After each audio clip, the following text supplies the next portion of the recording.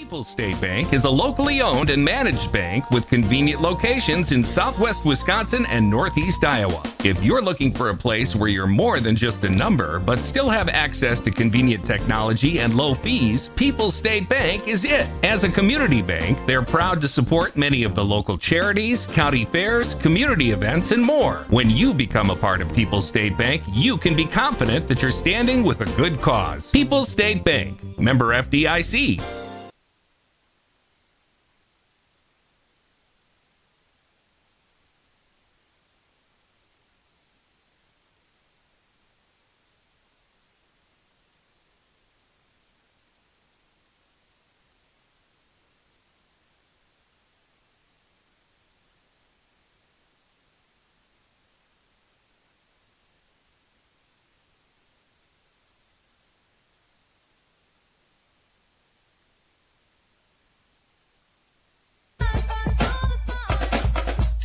This is a Queen Bee Radio High School Sports presentation.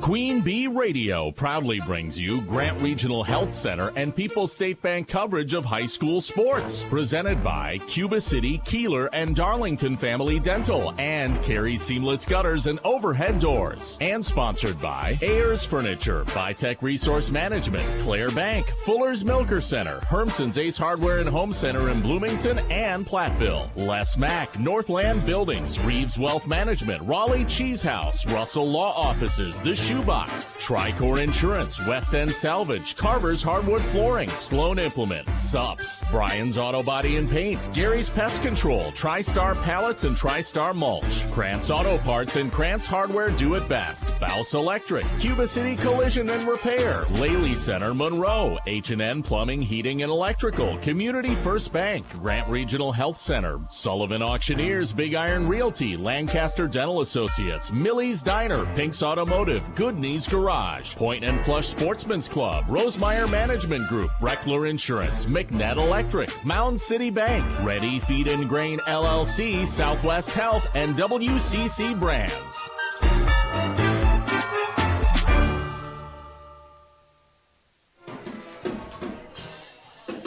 Good evening and welcome to Fennimore High School. We are at The Rock and we are set for a big matchup in the Southwest Wisconsin Activities League this evening as the Fennimore Golden Eagles host their SWAL rival, the number 3 ranked team in the state, Darlington Redbirds. This is our Grant Regional Health Center and People's State Bank coverage of high school football presented by Cuba City, Darlington, and Kieler Family Dental, and Carey Seamless Gutters and Overhead Doors on Dubuque Super Hits 106, superhits106.com, and the Queen Bee Radio Sports YouTube channel, powered by Laley Center Monroe and H&M Plumbing, Heating, and Electrical.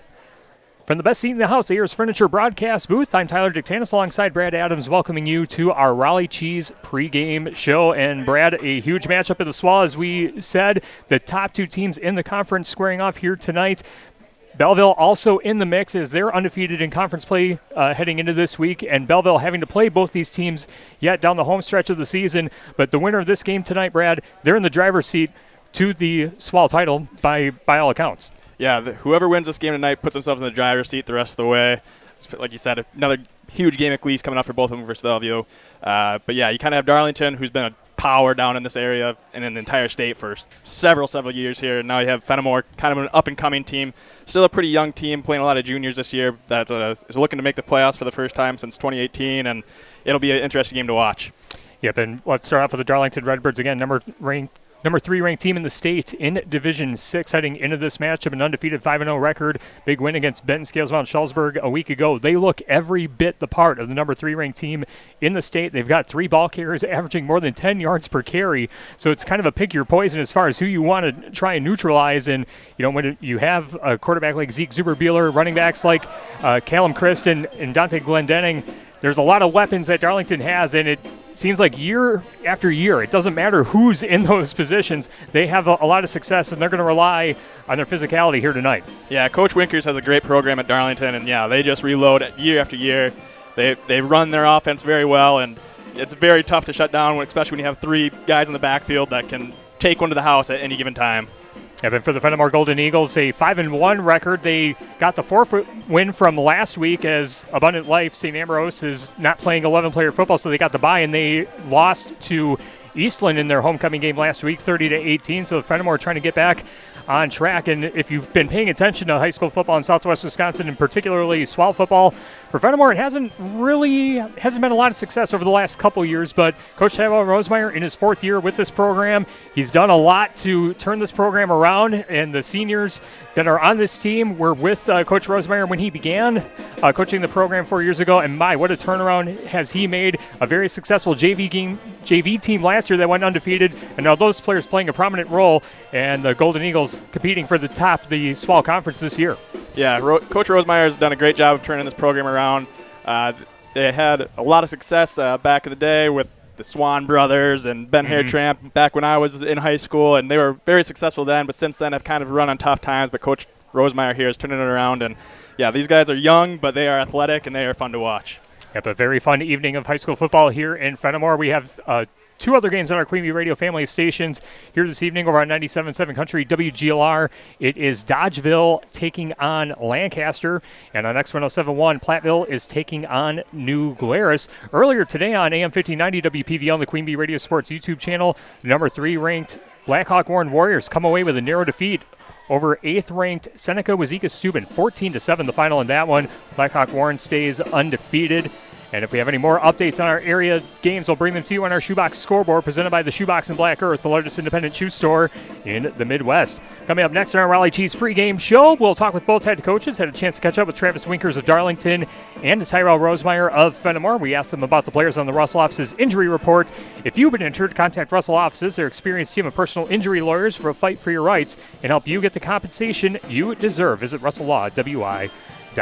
Also get you the People's State Bank coin toss, the Fuller's Milker Center starting lineups, Cuba City Family Dental colors of the game, Dewey's Tire Repair turf and weather report, and the kickoff between Darlington and Fennimore in a massive SWAL matchup here this evening in week number 6. Our Raleigh Cheese pregame show is presented by Raleigh Cheese at the intersection of Highways 11 and 23 in the heart of Lafayette County. Don't forget the cheese. Back after this on Super Hits 106 and the Queen Bee Radio Sports YouTube channel.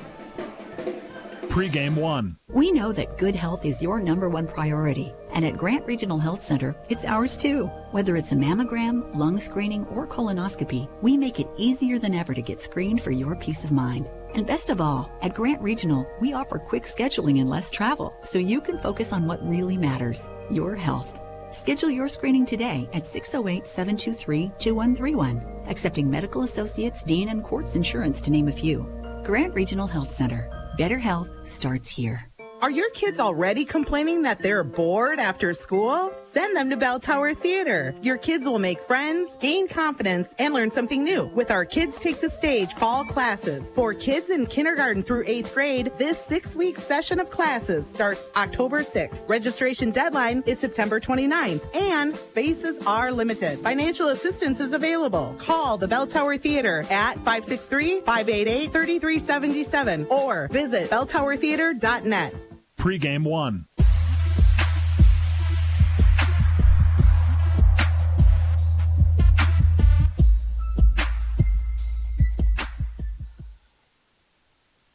The Raleigh Cheese pregame show continues on Super Hits 106 and the Queen Bee Radio Sports YouTube channel. Darlington taking on Fennimore in tonight's big SWAL matchup, and we're joined now by Darlington head coach Travis Winkers. Coach, thanks for joining us.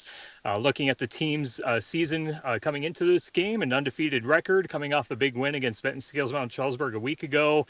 Looks like points are not something you guys are struggling with, and looking at the yards per carry averages of all your ball carriers, seems like everything on the offensive side seems to be working out quite well.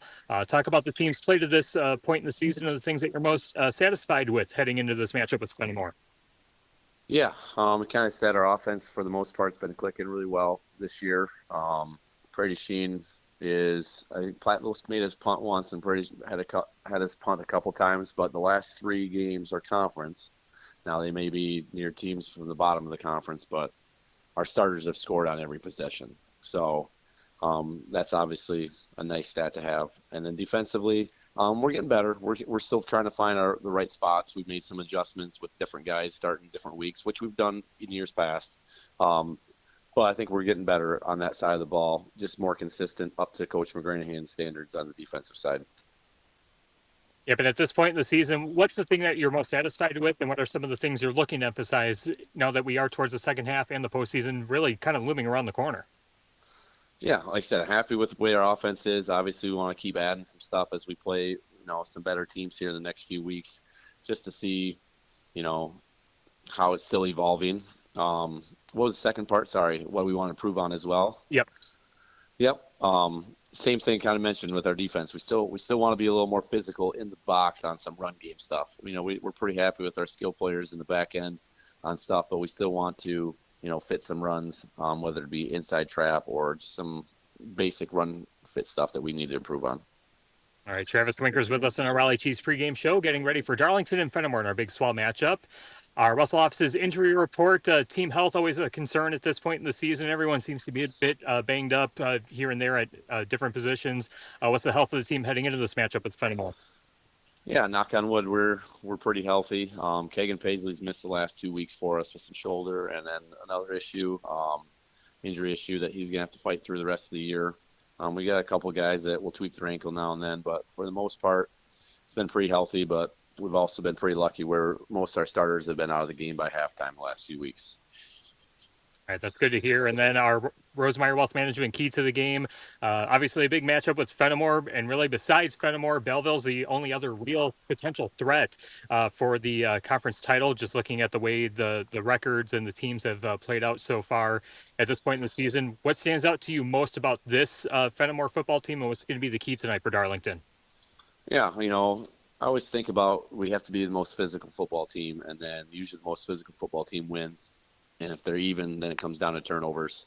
When it comes to specific things for them, obviously the running back Kelly has a ton of yards, so we have to make sure we don't let him get loose. He's kind of slippery on some stuff. We got to make sure we get 3, 4, 5, 6 people to the ball, and we got to know where the Roth kid is at as well. He's a dynamic wide receiver. Now they give him a lot of bubble stuff and short, what we call easy access throws that we're going to take away, and we're going to make him throw a little bit deeper on us. But we know he's a really good athlete that way. So, but we want to be physical. We pride ourselves on being physical, and that's usually what wins high school football games.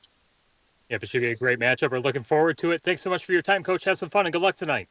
Yep, thanks for covering us. Absolutely. That's Travis Winkers, head coach of the Darlington Redbirds, and we'll have more on the Raleigh Chiefs pregame show after this on Super Hits 106 and the Queen Bee Radio Sports feature. Pregame 2. Show your school spirit with every swipe. People's State Bank offers debit cards featuring your local school's mascot. And now through September 30th, you can upgrade for 50% off. Even better, $5 from your card fee goes right back to your school. It's an easy way to support your team and look good doing it. Visit any People's State Bank location to upgrade your debit card today. Iowa sales tax may apply to fees and service charges. People's State Bank, member FDIC. Hi, this is Christine Raleigh of Raleigh Cheese, wishing all area athletes successful seasons. Cheese is a great source of protein for school lunches or a snack before the big game. Stop in and try some of our award-winning artisan cheeses like Dunbarton Blue, Red Rock, and Little Mountain. We have fresh cheese curds weekly and a wide variety of snacks and beverages, plus made-to-order cheese trays. Shop locally and taste the difference of handmade Wisconsin cheese at Raleigh Cheese House on the corner of Highways 11 and 23, Shellsburg. Pregame 2.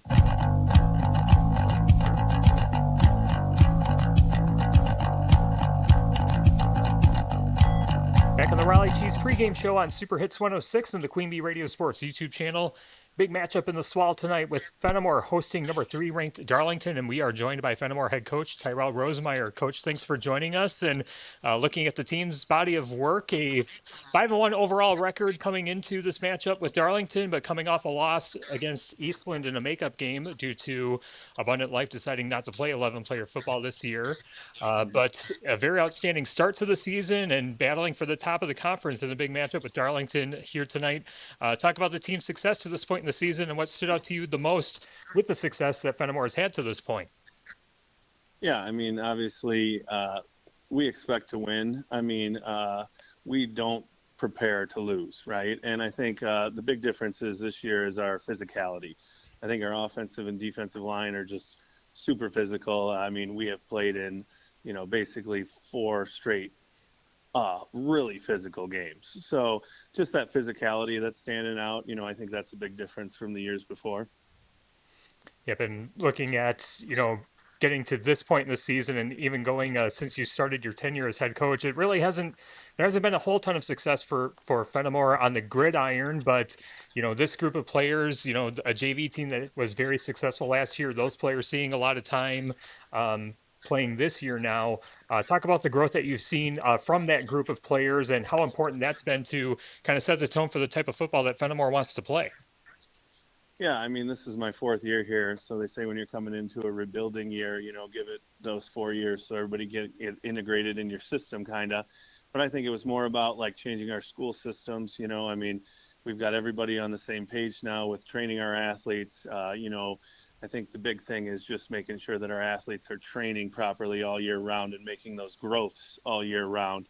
And, with us doing that now and, just kind of our football mentality, those two things go really well together. So just growth from the school, I think overall has been, the most important thing to our success.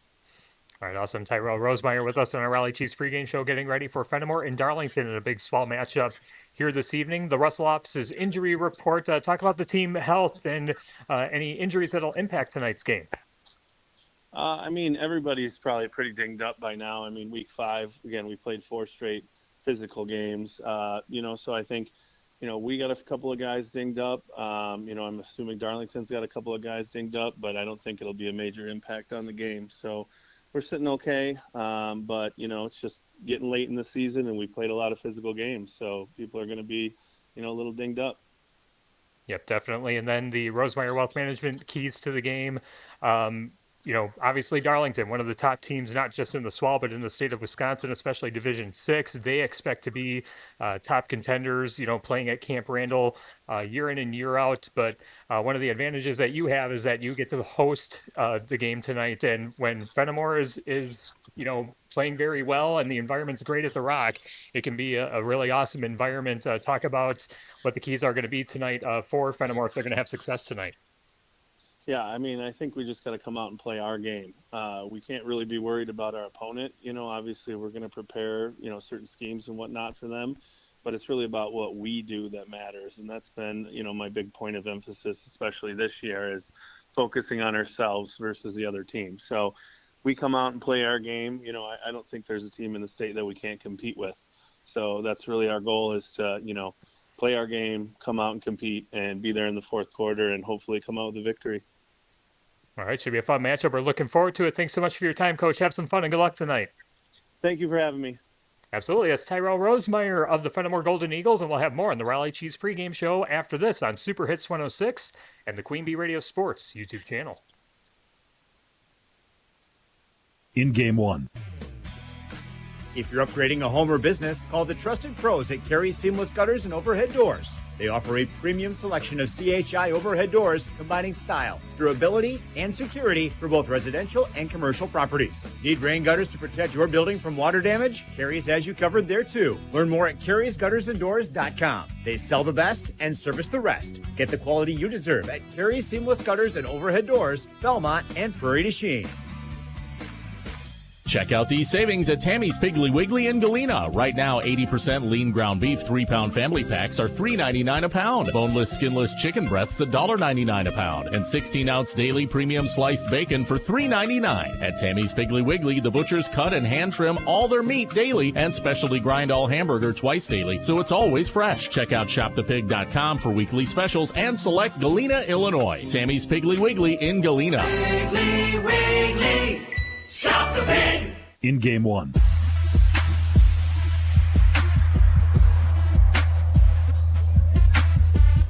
Back on the Raleigh Cheese pregame show on Super Hits 106 and the Queen Bee Radio Sports YouTube channel, closing in on the kickoff between Darlington and Fennimore in a massive SWAL matchup here this evening. Tyler Dictanis and Brad Adams with you with the best seat in the house in the Ayers Furniture broadcast booth. Here's Furniture in downtown Ridgeway for free delivery on heirloom quality furniture for every room in your home. For what's sure to be the best seat in your house, be sure to visit Ayers Furniture and AyersFurniture.com. And our Queen Bee Radio Sports YouTube channel is powered by H&M Plumbing, Heating, and Electrical and Laley Center, Monroe. Make sure to check out our live and archived YouTube coverage on the Queen Bee Radio Sports YouTube channel. Our Raleigh Cheese pregame show presented by Raleigh Cheese at the intersection of Highways 11 and 23 in the heart of Lafayette County.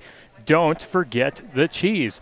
Let's get to the People's State Bank coin toss. Brad, I saw you were paying attention to that. What's the outcome? I believe Fennimore won the toss and deferred, and Darlington will receive going from our left to right. All right, excellent. So we will set up the Fuller Smoker Center starting lineups for the Darlington Redbird offense. Again, 5-0 on the season, 3-0 in the SWAL, number 3 ranked team in the state in the latest Bound Wisconsin coaches poll.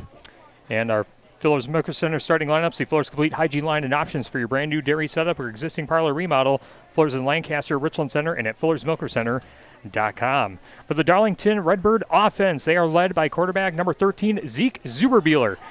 Passing on the season, 35 of 43, 698 yards, 8 touchdowns, and 1 interception. And on the ground, 45 rushing attempts for 451 yards, averaging 10 yards per carry and 11 rushing touchdowns. Also in the backfield at fullback number 11, Callum Christ. 35 rushing attempts for 413 yards and 5 touchdowns, also 5 catches for 71 yards on his stat line. Also in the backfield at running back number 9, Dante Glendenning. Glendenning, 29 rushing attempts for 417 yards and 5 touchdowns, 11 catches for 266 yards as well. And the receiving core, number 8, Ryder Fitzsimons, 13 rushing attempts for 124 yards and 1 touchdown, also 11 catches for 250 yards and 4 touchdowns. Lining up at wide receiver and tight end periodically, number 5, Kagan Paisley, 2 rushing attempts for 7 yards and 1 touchdown. And at tight end, number 16, Broker Busher, 7 receptions for 106 yards and 2 touchdowns. The offensive line for Darlington, number 66, Paxton Paisley, number 51, Brady Jones, number 68, Blaze White, number 73, Caden Drake, and number 52, Sloan Glendenning. For the Fennimore defense, now these players are listed as defensive linemen, but Coach Rosemeyer mentioned that they will rotate to different positions from time to time. Number 9, Jacob Kretschmann, number 34, Logan Kessler, number 53, John King, number 54, Waylon Miles, and number 57, Braden Washburn. The linebackers listed, number 4, Sean Yankee Fiedler, number 6, Casey Drazen, number 33, Ryder Zanzavich, and number 32, Colton Tollefson. And in the defensive secondary, number 1, Brady Roth, and number 8, Corey Drazen. Those are the Fuller Smoker Center starting lineups for when Darlington is on offense. See Fuller's Complete Hygiene Line and options for your brand new dairy setup or existing parlor remodel. Fuller's in Lancaster, Richland Center, and at Fuller'sMilkerCenter.com. We'll take a timeout. We'll come back with our national anthem and the kickoff from the Rock at Fennimore. This has been the Raleigh Cheese pregame show presented by Raleigh Cheese at the intersection of Highways 11 and 23 in the heart of Lafayette County. Don't forget the cheese. Kickoff coming up next on Super Hits 106 and the Queen Bee Radio Sports YouTube channel. In Game 2. Apple season is in full swing at Oakwood Fruit Farm, featuring fresh pick Honeycrisp, McIntosh, Cortland, and much more. Perfect for eating or baking. Sip on fresh apple cider. Enjoy apple cider donuts, caramel apples, cookies, turnovers, and take and bake pies. Every Tuesday, get 10% off all apple purchases. Plus, brighten your porch with mum, squash, and pumpkins. Oakwood Fruit Farm open daily 9 to 5. Follow the signs south of Ithaca on Apple Ridge Road. Oakwood Fruit Farms, that's the one for family fun. Oakwood Fruit. Looking to upgrade your floors? Hermson's Ace Hardware and Home Center in Bloomington has new arrivals in stock ready to install. Choose from luxury vinyl plank, tile, and laminate from top brands like Paramount and Mannington. Hermson's has in-stock carpet rolls too. And don't worry about the hassle because they measure and install. Hermson's now stocks Schluter systems for tile, showers, and floors, complete with waterproofing and drains. Hermson's Ace Hardware and Home Center in Bloomington, family owned since 1942. Ace is the place with the helpful hardware, folks. In Game 2.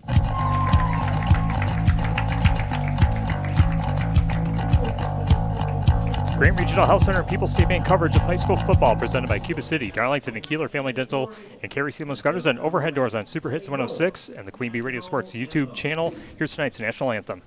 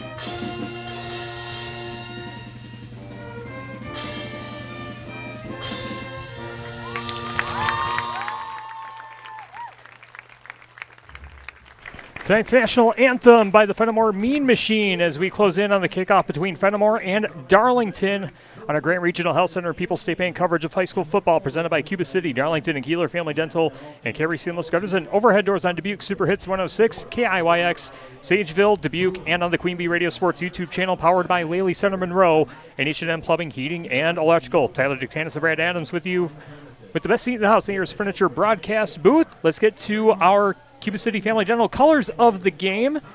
Cuba City Family Dental, Kieler Family Dental, and Darlington Family Dental. 3 convenient locations to serve your dental needs. Darlington in their road white jerseys with white pants, black numbers, black lettering, and the black helmets with DHS on the right side of the helmet. And for the Fennimore Golden Eagles, they are in their home maroon jerseys, maroon jersey tops, maroon pants, some gold trim, gold numbers, and the Fennimore Eagle logo in gold on the helmet as well. Those are the colors of the game, brought to you by Cuba City Family Dental, Kieler Family Dental, and Darlington Family Dental. Our Dewey's Tire Repair, Turf, and Weather Report for all of your farm, auto, and truck tire sales and service needs. The best place to take a leak, Dewey's Tire Repair in Platteville. No other way to describe it, but it feels more like August than it does late September. It's around 70 degrees here at kickoff. Temperature set to drop into the 60s probably by game's end, but it is very warm and very stuffy here in the Ayers Furniture broadcast booth, but it smells amazing down here with all the grilled food and everything right below us. So 76 degrees is the temperature. Feels like 76, and the temperature as we get closer to 9 o'clock in game's end will be about 65. So it should drop about 10 degrees or so, but very comfortable tonight, and the field looks to be in pretty good shape, and we should have a pretty reliable track here tonight for both teams to compete here tonight, Brad. Yeah, I don't think the field conditions will cause any issues for either team here. And, yeah, having the grill right behind us, this could get interesting as this game goes on. I'm already a little hungry. Yep, exactly. As Brad said, Darlington will receive. They will work from left to right as we see it from the Ayers Furniture broadcast booth. And as you see it on the Queen Bee Radio Sports YouTube channel. Our Football Today brought to you by Pecatonica Co-op Oil and South Wayne Mart for all of your fuel needs, not only for your vehicle, but for yourself as well. Quality Cenex fuel products will keep you on the go. The South Wayne Mart and Pecatonica Co-op of South Wayne. Also by Fritz's Burner Service in Darlington. Contact Fritz's Burner Service, your best choice for all heating and cooling needs in Darlington and the surrounding area. Check them out at fritzsburnerservices.com. Also by Melody Hawkins of Exit Professional Real Estate. Her experience in real estate takes the stress out of buying your next home, farm, or business. For all of your real estate needs, Melody Hawkins, Exit Professional Realty of Monroe. And by Mountain City Bank, their total line of credit allows you to use the equity in your home to do the things you want. Step into Mountain City Bank to apply. Offer subject to approval. Member FDIC, an equal housing lender. Learn more at mountaincitybank.com. Darlington is on the field. Fennimore will send their team out to the field as well as we get ready for kickoff here, Brad. The thing that both coaches emphasized is the physicality of this game. Both teams are relying on that here tonight. And as they said, both coaches have relied on it so far in this season. It's going to be a strength-on-strength kind of matchup here tonight. Yeah, physicality is going to be a huge part of this game. We've seen over the years Darlington is a very physical team. Fennimore is getting more physical this year, as Coach Rosemeyer has said. And, yeah, it'll be interesting to see if Fennimore can match Darlington's physicality, if not exceed them. Back to return for Darlington is number 13, Zeke Zuberbuehler, and number 9, Dante Glendenning. Zeke Zuberbuehler with 1 kickoff return touchdown on the season, and Fennimore has a number of different kickers, but it looks like it's going to be number 32, Colton Tollison, teeing it up for the Golden Eagles. The ref blows the whistle. Tollison gives the signal. And we are set for football in Fennimore. Glad you're with us on Super Hits 106 and the Queen Bee Radio Sports YouTube channel. Tollison with the run-up and the kick, end over end, and we are underway. Ball will be fielded at the 15-yard line, brought out by Zeke Zuberbuehler across the 25 and wrestled down at about the 27-yard line. And the Redbirds will set up offense in their own territory at the 27-yard line, and Zeke Zuberbuehler will bring his offense out to the field. Yeah, let's see what the Fennimore defense can bring here to try to stop this vaunted Darlington rushing attack here. Again, Zeke Zuberbuehler, Callum Christ, and Dante Glendenning, all with yard per carry averages over 10. Coming into this game as they spot the football at the 29-yard line. They give him forward progress to that point. Zuberbuehler out of the pistol. Receiver on the left side goes in motion. And a give inside to Christ, and Christ dropping his shoulder across the 35 to about the 36-yard line. Nice chunk play there. Gain of about 6 yards, should be about 2nd and 4. A nice run up the middle there. with an option play. Good read by the quarterback. Game today brought to you by Saunders Oil Company of Warren, family owned for 3 generations, offering delivery of premium diesel fuel and gasoline products to tri-state homes, farms, and businesses. Saunders Oil Company of Warren. Pistol look again as Zuberbeeler looks out to the left side. 2 receivers lined out to the left, 1 out to the right. Callum Christ lined up right behind Zuberbeeler. Slot receiver goes in motion and a give inside to Chris again, and Chris breaks away from one defender, still on his feet across the 40 and churning his legs before being dropped down at the 50-yard line. A Sullivan Auctioneers Big Iron Realty first down for the Redbirds, and they will spot the football at the 49-yard line. Great run there by Christ. Yeah, Darlington's coming out and being their typical physical self. Fennimore is going to have to find a way to answer that pretty quick here. Physicality so far on the Darlington side. 2 receivers lined out to the right. That's going to be Broker Busher and number 9, Dante Glendenning. As a receiver for the left side goes in motion, and another give inside to Christ on the option, and Christ is finally wrestled down as Tollefson, the first one there, and finishing off the tackle is number 54, Waylon Miles for Fennimore. Minimal gain, we'll say about 3 yards. 2nd and 7 coming up, but the ball is in Fennimore territory at the 47-yard line. It looks like Darlington's just kind of giving it to Christ here and trying to see if Fennimore can stop him. Play number 4, the drive coming up here for the Redbirds. 10:25 to play, first quarter. 2 receivers again out to the right side. Zuberbeeler out of the pistol. Receiver from the left side going in motion. That's Fitzsimons, and now an end around to Glendenning. And Glendenning with a lot of room on the far side across the 30. Makes a nice jump cut inside the 10 and breaking his way towards the end zone. But a touchdown saving tackle just before the goal line. A massive run by number 9, Dante Glendenning. 1st and goal for the Redbirds inside the 5-yard line. It looks like it's about down to the 1, and yeah, great play design, and Darlington's right up to the line to keep going. Clock starts to wind. Zuberbeeler under center, and he's going to give to the deep back, but a Pink's penalty flag from the far sideline. Offsides called against Fennimore.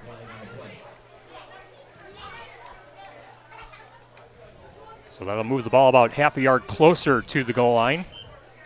Our first Pink's penalty of the game brought to you by Pink's Automotive. So we are under 10 minutes to play in the first quarter. Darlington looking to score on play number 5 of this drive. Zuberbeeler under center, and Zuberbeeler gives around, and it's Glendenning finding the goal line, and he is in for a Northland Buildings touchdown. Dante Glendenning with rushing touchdown number 6 on the season, and the Redbirds go up quickly on Fennimore 6-0 with 9:46 to play in quarter number 1.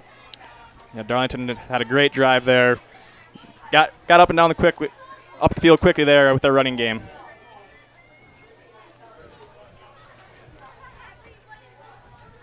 And it looks like the Redbirds will line up for the PAT.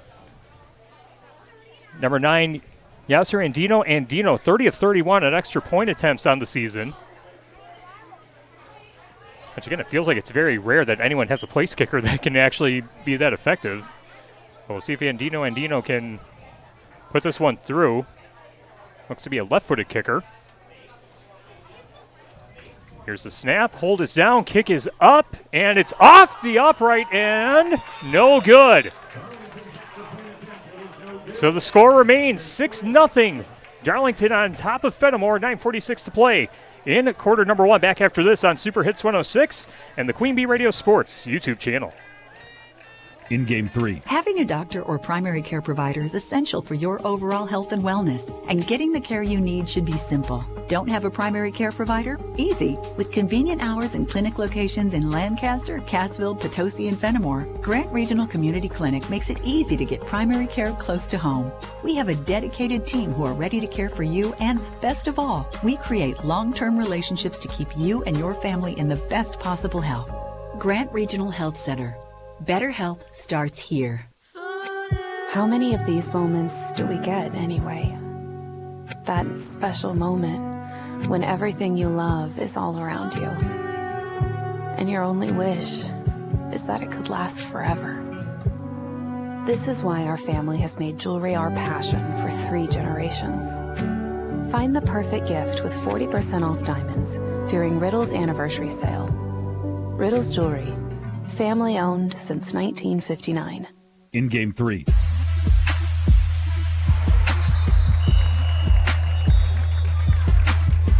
The ensuing kickoff is fielded by one of the upbacks, number 32, Colton Tollison, and he brings the football out to the Darlington 40-yard line, and that's where the Fennimore offense will set up shop, trailing 6-0 with 9:42 to play in quarter number 1 on our Grant Regional Health Center and People's State Bank coverage of high school football presented by Cuba City, Darlington, and Kieler Family Dental, and Carey Seamless Gutters and Overhead Doors.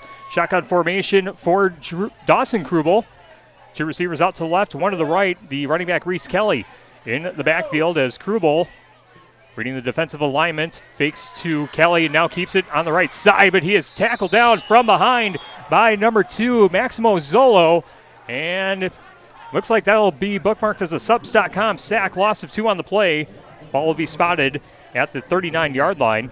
The Fuller Smoker Center starting lineup for the Fennimore offense at quarterback number 12, Dawson Krubel, and at running back number 2, Reese Kelly. The wide receivers, number 1, Brody Roth, number 3, Jude Kinney, and number 5, Gianni Filardo. The tight end is number 9, Jacob Kretschmann. Will set up the offensive line after 2nd and 11.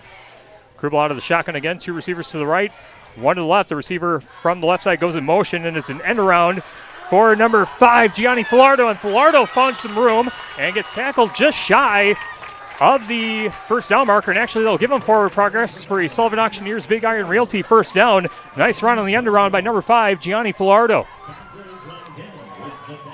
A nice little change of pace there and got the end around and a nice big gain for a first down. Gain of 11 on the play, and they are in Redbird territory, are the Golden Eagles under 9 minutes to play in quarter number 1. Darlington 6, Fennimore nothing, as it's 1st and 10. 2 receivers left, 1 to the right. Krubel out of the shotgun, waiting to get the snap, and he's going to give inside to Reese Kelly, and the defensive line for Darlington standing tall.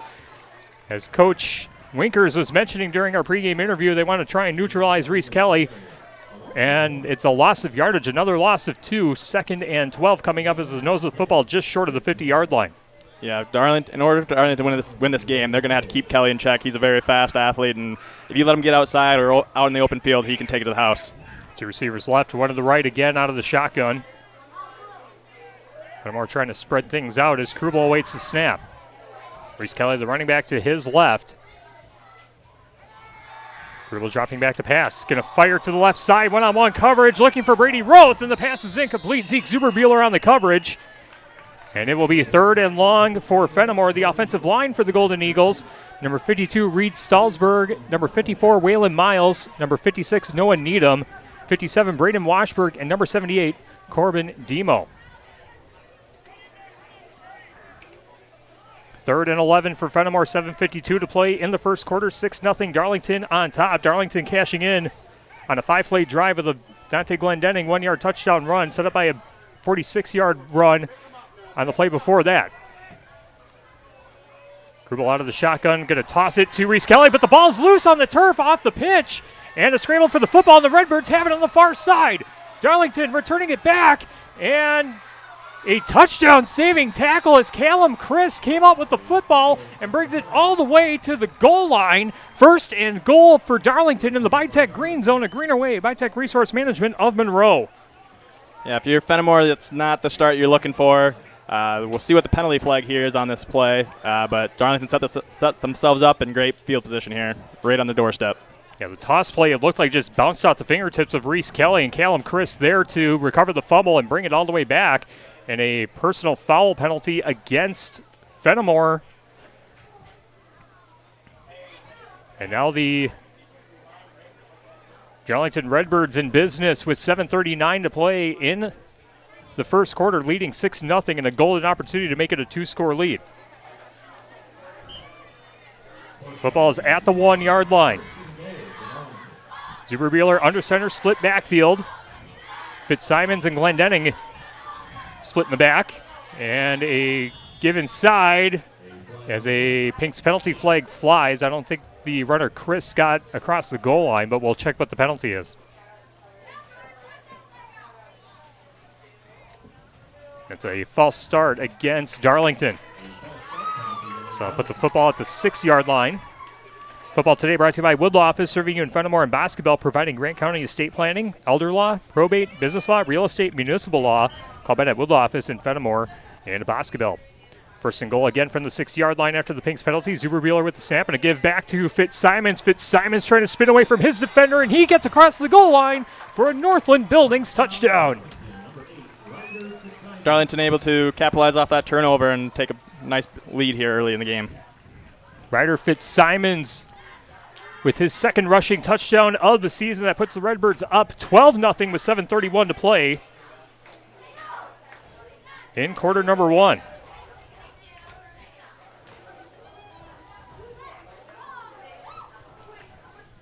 And we'll see if Yasser Andino can. Looks like they're going for 2 on this one. Yeah, it looks like the Redbirds will go for 2. 2 receivers out to the right, 1 to the left. Another pistol look for the Redbirds as Zuberbuehler takes a snap. Another end around. Give an end around to Glendenning, and Glendenning all alone on the left side, and he is in for the 2-point conversion.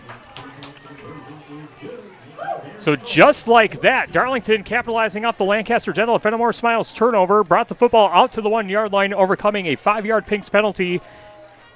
In a 6-yard touchdown run for Ryder Fitzsimons, extends the Darlington lead 14-0 on Fennimore with 7:31 to play in the first quarter. About as good of a start as you could want for Darlington. Yeah, if you're Darlington, I don't think you can ask for much more. If you're Fennimore, we're going to learn about Fennimore real quick here of how determined they are to get back into this game. Our game today brought to you by Community First Bank. Freeing the communities where you live, work, and play. Experience for yourself the difference at Community First Bank. CFBank.com, member FDIC. And by Southwest Health, with over 24 specialty services and more than 50 specialists, you can have specialized care without traveling far from home. Learn more about their specialty services at southwesthealth.org. West End Salvage of Lancaster, see Junkyard Joe Krantz and the West End Salvage team for recycling as well as construction and demolition waste too. West End Salvage of Lancaster. And by Lely Center Monroe, call your local dairy automation specialist Jordan Wilson at Lely Center Monroe.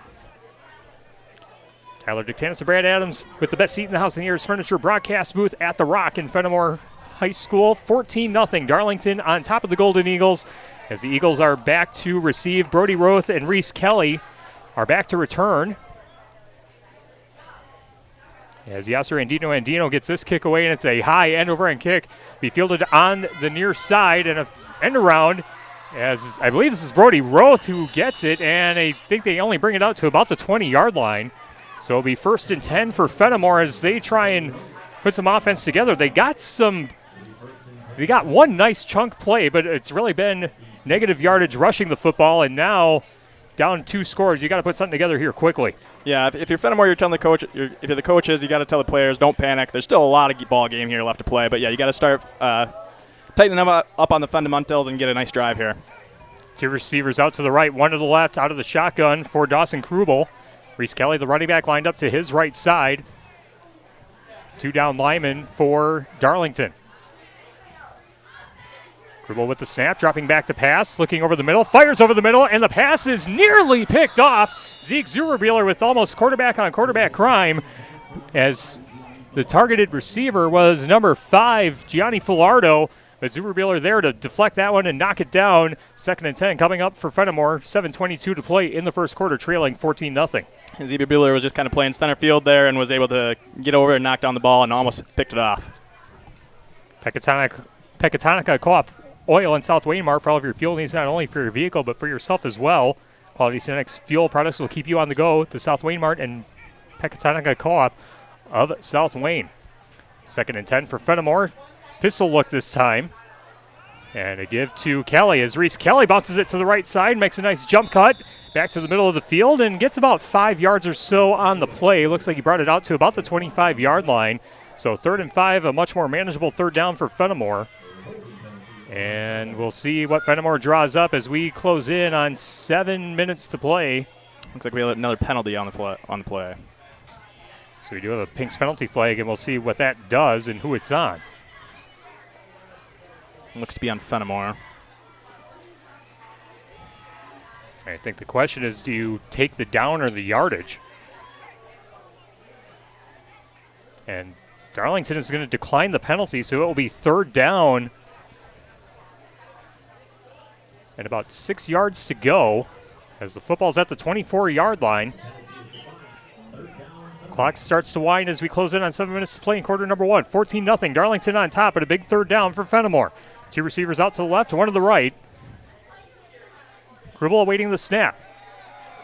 Drops back to pass, pressure coming, and a throw into the turf. Pass is incomplete. Just tried to get it to the feet of Reese Kelly as Callum Chris was coming up over the middle, and pressure Krubel to make a decision early, and a great defensive stand by Darlington.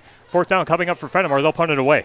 Yeah, almost looked to be take a quick look deep and then maybe set up a possible screenplay, but Darlington's defensive line was able to get a quick pressure quick, and the quarterback kind of just had to get rid of it as quick as he could. Dante Glendenning and Zeke Zuberbuehler back to return. They are standing at their own 43-yard line.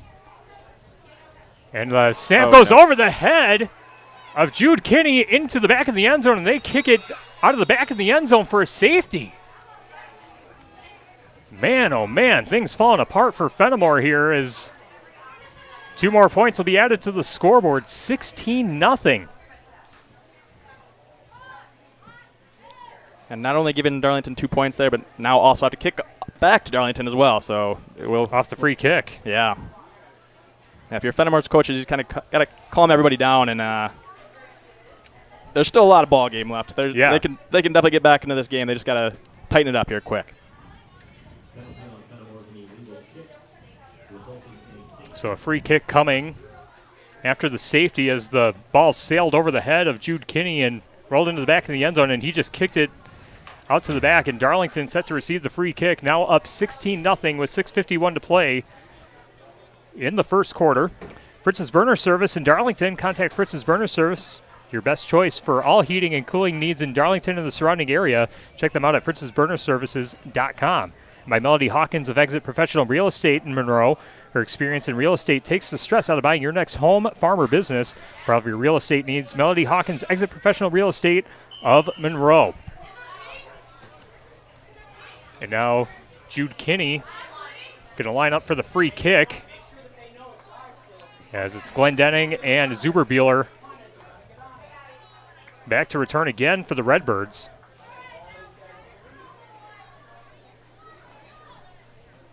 Kinney gives the signal. Now here's the free kick, and this is a spiral punt that's going to angle towards the far sideline, and it's a live ball. Zuberbuehler jumps on it, and he gets hammered on the far sideline by number 22, who is not in my program, but what a heck of a play there by Fennimore, and now it's 1st and 10 as Zuberbuehler took a big-time hit, and that's, when you're the quarterback and the safety of this team, that's definitely not a player that you want to be taking a hit like that. Yeah, kind of not very aware that it's a free kick, so you still have to recover the ball. He looked like it was just kind of a normal punt where if the other team comes and touches it, that's it. But, you got to get on that ball, and he took a big hit, and Fennimore shows a little bit of life here.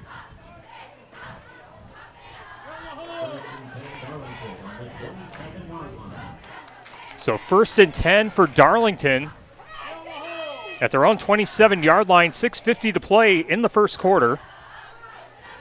Zuberbuehler bringing his offense to the line of scrimmage, 2 receivers out to the right side. That's Glendenning in the slot, and at number 16, Brooker Busher. Receiver on the far side goes in motion. Zuberbuehler with a fake, dropping back to pass, looking over the middle, looking for Glendenning, and Glendenning diving for the catch, but it's off his fingertips and incomplete. Good coverage downfield by Fennimore, and it looked like it was number 4. Sean Yankee Fiedler on the coverage there. And that will set up 2nd and 10 for the Redbirds. Darlington trying to take a quick shot there to keep their momentum going. Just overthrew him just by a bit. Zuberbuehler bringing his offense to the line. 2 receivers again to the right side. That's Glendenning and Brooker Busher. And the far side receiver is Ryder Fitzsimons, and he goes in motion for the left side. Zuberbuehler will give inside to Chris, and Chris bounces it to the left side, breaks away from one defender, breaking away from a couple more across the 40, still on his feet across the 50, to the 40, still on his feet, but knocked out of bounds on the far side of the field at the 35-yard line. A huge run by Callum Christ. A Sullivan Auctioneers Big Iron Realty first down, 1st and 10 for the Redbirds at the Fennimore 35-yard line. What a run by Christ. Yeah, that was a great run there. 38-yard gain, I believe, and that from 2nd and long to 1st and 10 in the opponent's territory, chugging right back along. Callum Chris listed at 5'11", 202, and he looks every bit of it using those legs and using that center of gravity. He is a hard player to take down. You have to gang tackle him if you want to bring him down to the turf.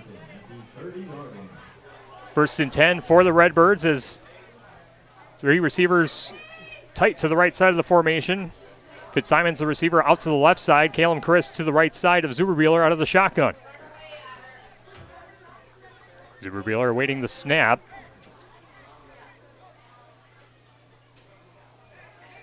Beg your pardon, Chris is to the right side of Zuberbuehler. Zuberbuehler takes a snap, fakes it to the right side, now decides to take off on the left, and a lot of room across the 20, along the sideline, 10, inside the end zone for a Northland Buildings touchdown. My, oh my, what a run by Zeke Zuberbuehler, and Darlington adds on to their lead, 22-0 with 6:29 to play in the first quarter. What a showing by the Redbirds here in quarter number 1. Yeah, Darlington's coming out and showing why they're the number 3 team in the state right now, and they look every bit the part so far. I believe that was a 35-yard touchdown run for Zuberbuehler, and that is rushing touchdown number 12 for him on the season.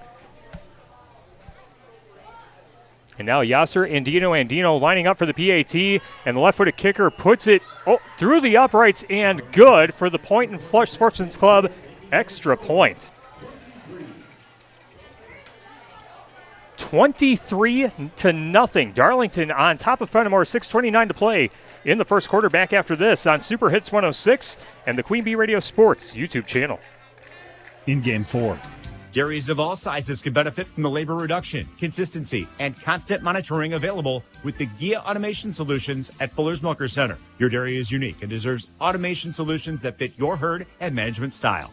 Whether you're looking to automate the entire milking process, your pre- or post-milking routine, or your calf feeding system, GIA has the customizable automation solution for you. Contact Fuller's Milker Center, LLC, your GIA dealer in Lancaster and Richland Center to learn more about automating your dairy.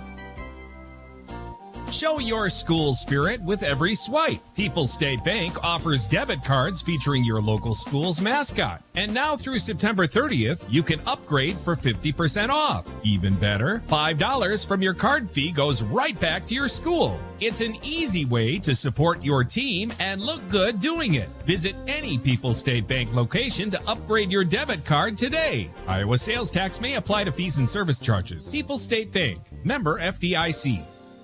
In Game 4.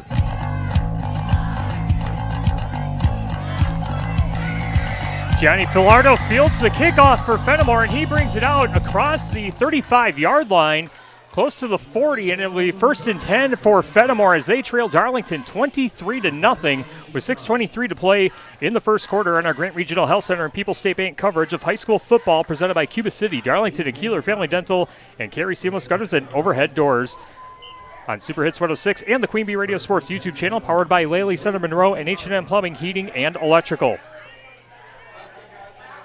Ball spotted at the 37-yard line for 1st and 10. Dawson Krubel out of the shotgun, 2 receivers to the right side.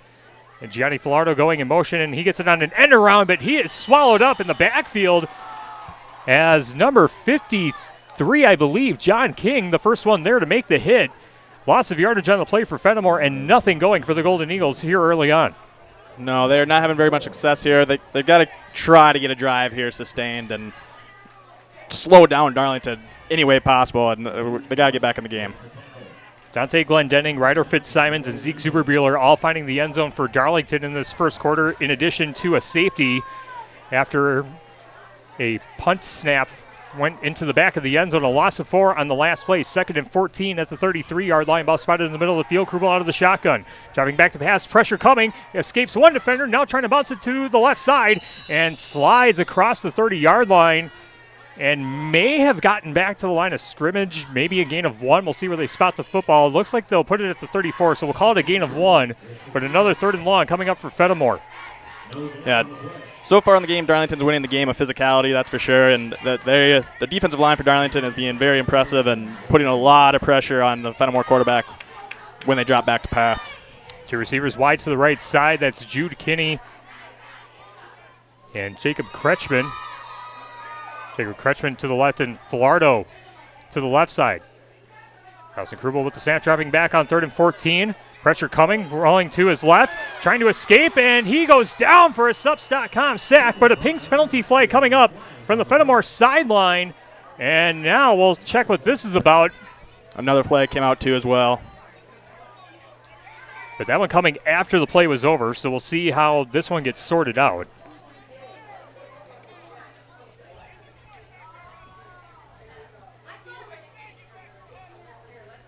As you can tell, Fennimore is showing a bit of frustration early on. It's a hold against Darlington, and then an unsportsmanlike conduct on Fennimore. And are they going to just replay the down?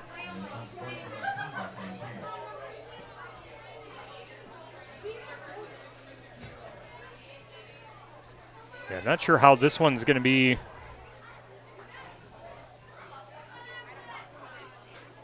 Set up. The down marker still says it's third down.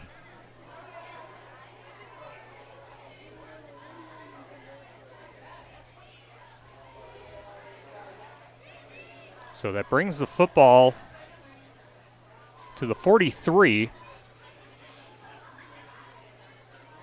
So what I think they're doing here is they're giving the because one holding play. One occurred during the yard. play, one came Yeah. after. So you have to assess the first penalty before you move the ball back.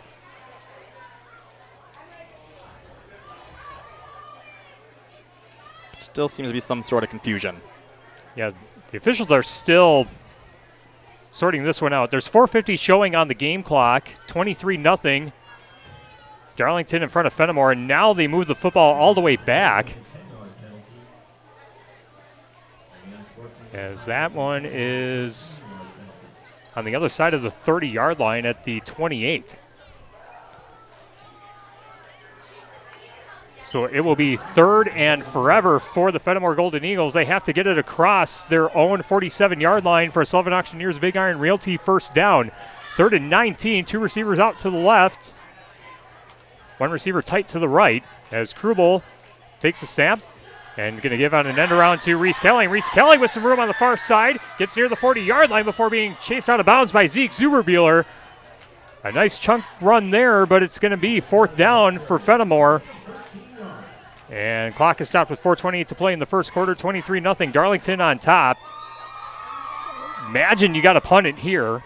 There's still plenty of time. It's just you got to trust your defense to make a stop at some point. Yeah, it looks like Fennimore is going for it, though, and they're going to try to make something happen.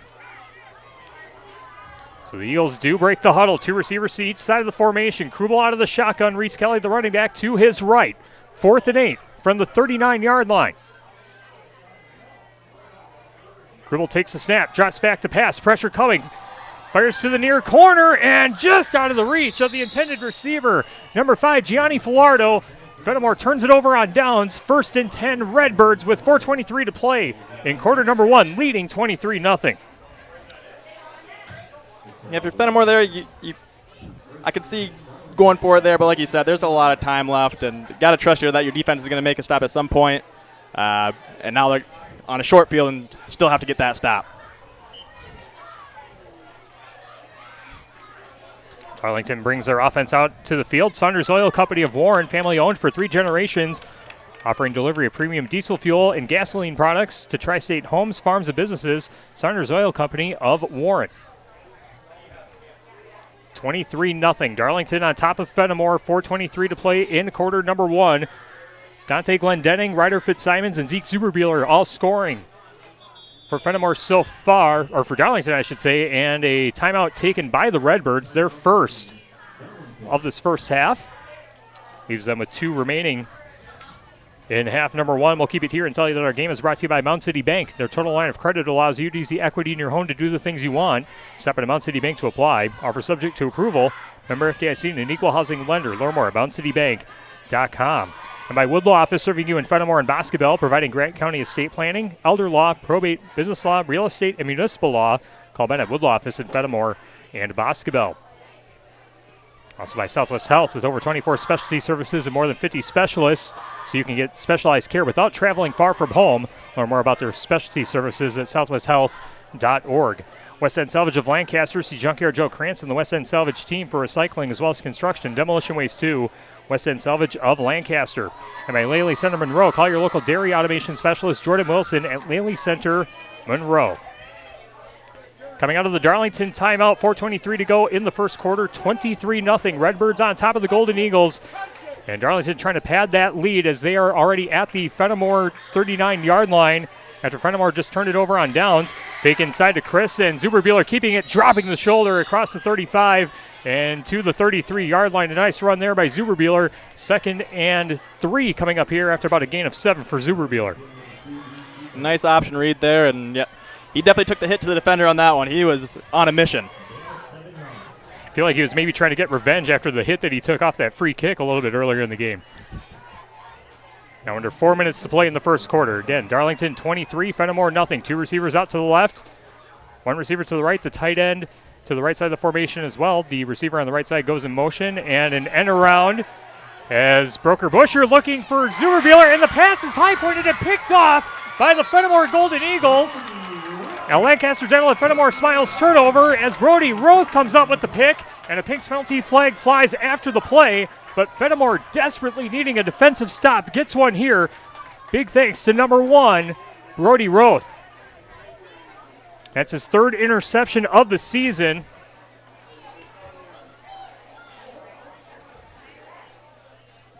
And sportsmanlike conduct called against Darlington. And Darlington trying to run a kind of a trick play there, and it came back to bite him in the butt by throwing a pick there and giving Fennimore a little bit of momentum and trying to get back in this game. Yeah, it looked like Broker Busher was throwing it on the run, and that ball just kind of hung for a long time as Zuberbuehler couldn't box out Brody Roth. Roth comes away with the pick, and now Fennimore sets up shop in Darlington territory at the 50-yard line. 3:38 to play in the first quarter. Fennimore looking to get back into the game, trailing 23-0. Krubel out of the shotgun, 2 receivers to the right, 1 to the left, the tight end to the right side of the formation. Gianni Filardo goes in motion from the left side, and he gets the carry and trying to bounce it to the end to the right side of the line. But the defense for Darlington stands tall again. Another loss of 2 as number 52 for Darlington, Sloan Glendenning. The first one there to make the hit. 2nd and 12 coming up for Fennimore as again, Fennimore just struggling to get anything going in the run game, and that's something that they've relied on quite a bit to this point in the season. Yeah, Fennimore has not had very many successful offensive plays here, and Darlington's defensive line is just wrecking havoc out there. 2 receivers right, 1 to the left. The running back, Reese Kelly, to the right side of Krubel on 2nd and 12. 3 minutes to play in the first quarter.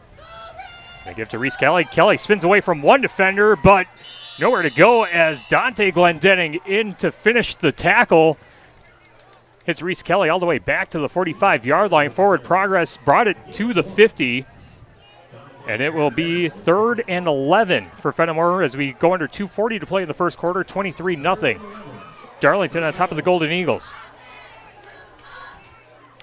We'll see what Fennimore dials up on this play. They're not having very much success on the rushing attack, and they have yet to complete a pass.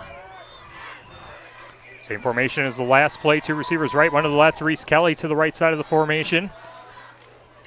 Gribble waiting the snap out of the shotgun. Krubel drops back to pass, looks to his right, rolling to his right. Fires to the right side, and pass is caught along the sideline, and that is enough for Sullivan Auctioneers Big Iron Realty first down. Brody Roth with the reception. The first completed pass for Fennimore. 1st and 10 for the Golden Eagles as they spot the football at the 36-yard line. Yeah, finally a successful play there by Fennimore. Gets a little momentum on their side, and let's see if they can keep this going. Eagles come to the line. Same formation as the last play. 2 receivers right, 1 to the left. Now Kelly to the left side of Krubel. Out of the shotgun. 3 down lineman for Darlington. Toss play to the near side for Reese Kelly. Kelly with some blockers and a jersey tackle made by Dante Glendenning along the near side. And Reese Kelly looks like he gets a gain of about 10. Looks like the stick should move. And he's got enough for a Sullivan Auctioneers Big Iron Realty first down. Nice run there by Reese Kelly. Gain of 10 brings it to the 27-yard line in Darlington territory. Yeah, Reese Kelly able to get to the outside there, and once he gets out there, he's hard person to catch and bring down. Jude Kinney, the receiver, to the left side. Filardo to the right. In the slot is Brody Roth. Dawson Krubel out of the shotgun. Reese Kelly to his left. Krubel with the snap and a draw play inside to Reese Kelly. Jump cuts away from one defender. Gets inside the 20 to the 18-yard line. And all of a sudden, the Fennimore offense starting to come alive here as Reese Kelly getting warmed up. He's touched the ball the last couple plays and has Fennimore on the move in the Bitech green zone, a greener way. Bitech Resource Management of Monroe. Call it a gain of 9, 2nd and 1 coming up. Another nice cut back by Kelly there to get a nice gain. Kinney and Roth to the left, Filardo to the right.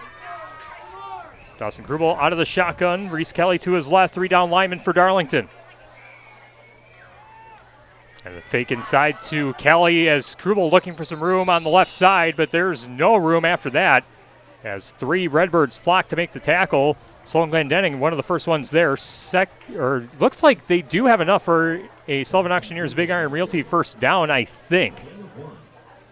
Yeah, it looks like they're just short. It looks like he maybe got half a yard. It's going to be 3rd and inches here as Krubel gets the play call from the near sideline as we are at 23 seconds left to play in the quarter. 23-0. Darlington on top. We'll see if Fennimore can run one more play. 2 receivers left, 1 to the right. Reese Kelly, the running back, to the left of Krubel. And they give inside to Kelly, and Kelly hit at the line, but escapes his defender and gets it inside the 15-yard line to about the 14. That is enough for a Sullivan Auctioneers Big Iron Realty first down. And I believe that will be the final play of the first quarter as the time runs out, and we will go to quarter number 2 with Darlington leading Fennimore 23-0, but Fennimore is on the move. Second quarter coming your way after this on Super Hits 106 and the Queen Bee Radio Sports YouTube channel. In Game 5. I'm here with Kyle Wiskus from Anderson Weber Toyota in Dubuque. Kyle, it seems like hybrids are dominating the roads, but there aren't many charging locations in Dubuque.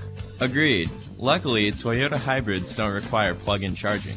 The Toyota hybrid system is built to charge while the vehicle is being driven, so there's no need for plug-in charging. What about the battery life? Should people be worried about its longevity? Not at all. Toyota has sold over 5 million hybrids in the last 25 years. Plus, their battery warranty covers you for 10 years or 150,000 miles. How does regular maintenance on a hybrid compare to a gas model? Toyota hybrid vehicles require the same maintenance as gas-powered models and oftentimes even less.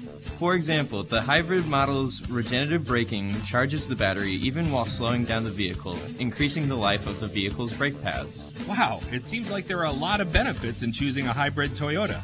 Visit Anderson Weber in Dubuque to learn more and take a test drive today. In Game 5.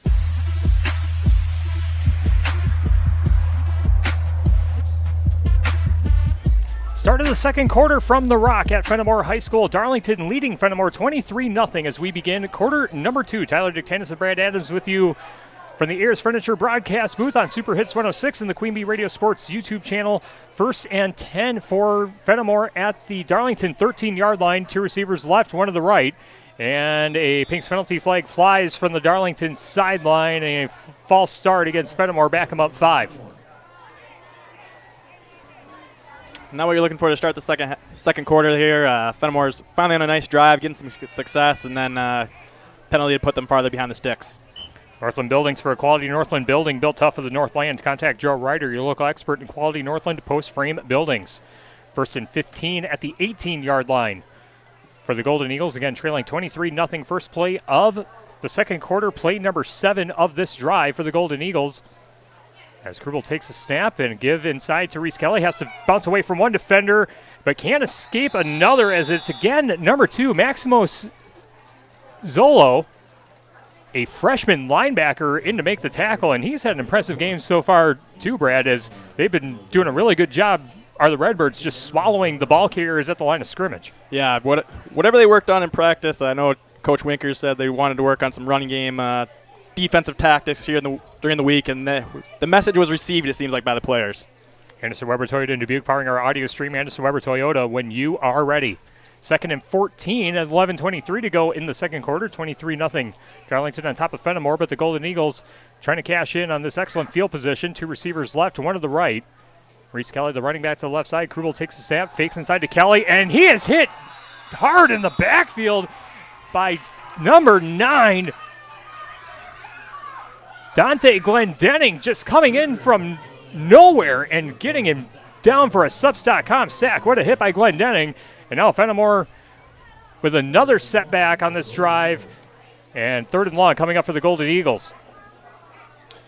Yeah, the defensive line there got through pretty quick, and that was a heck of a hit put on the quarterback.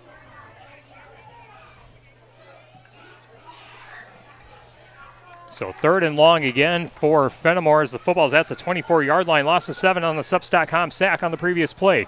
Two receivers to each side of the formation. Krubel out of the shotgun. Reese Kelly to his left. Krubel with the snap, dropping back to pass. Pressure coming, and a dump off over the middle to Reese Kelly, and he is hit hard immediately again by Maximo Zolo. Ball came loose, but they're going to say he was down by contact, and Reese Kelly a little slow to get up, and Darlington with a massive hit. Should be fourth down as the clock continues to run. We're under 10 minutes to play in quarter number 2. Darlington with a 23-point lead. And what seemed like a promising drive for Fennimore suddenly sputtered once the second quarter started. Yeah, the start of the second quarter here is not off to a good start for them. They were on a good drive here, and yeah, they're trying to set up a screen on that last play, and the entire defensive line was in the quarterback's face, and the linebackers were able to stay home and stay on Kelly and knock that ball out right away.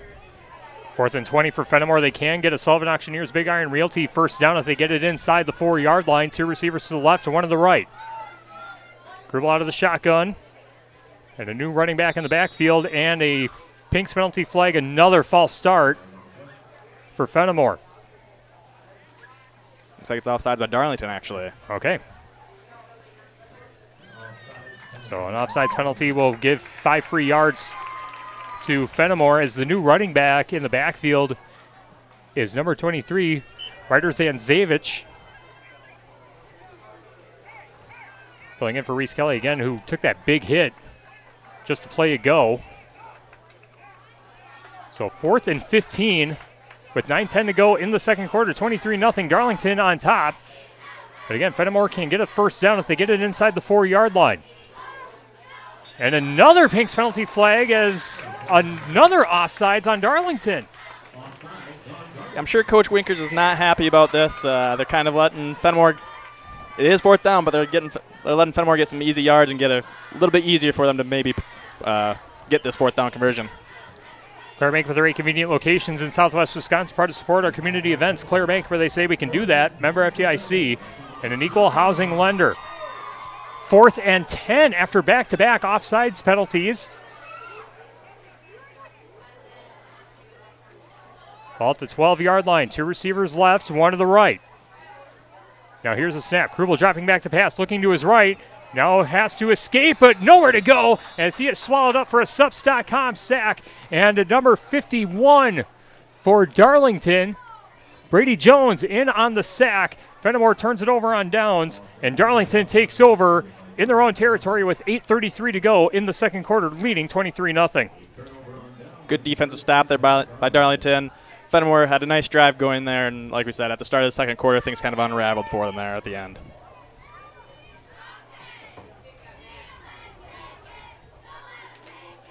A 10-play drive results in nothing for Fennimore, and now Darlington with the football at their own 12-yard line.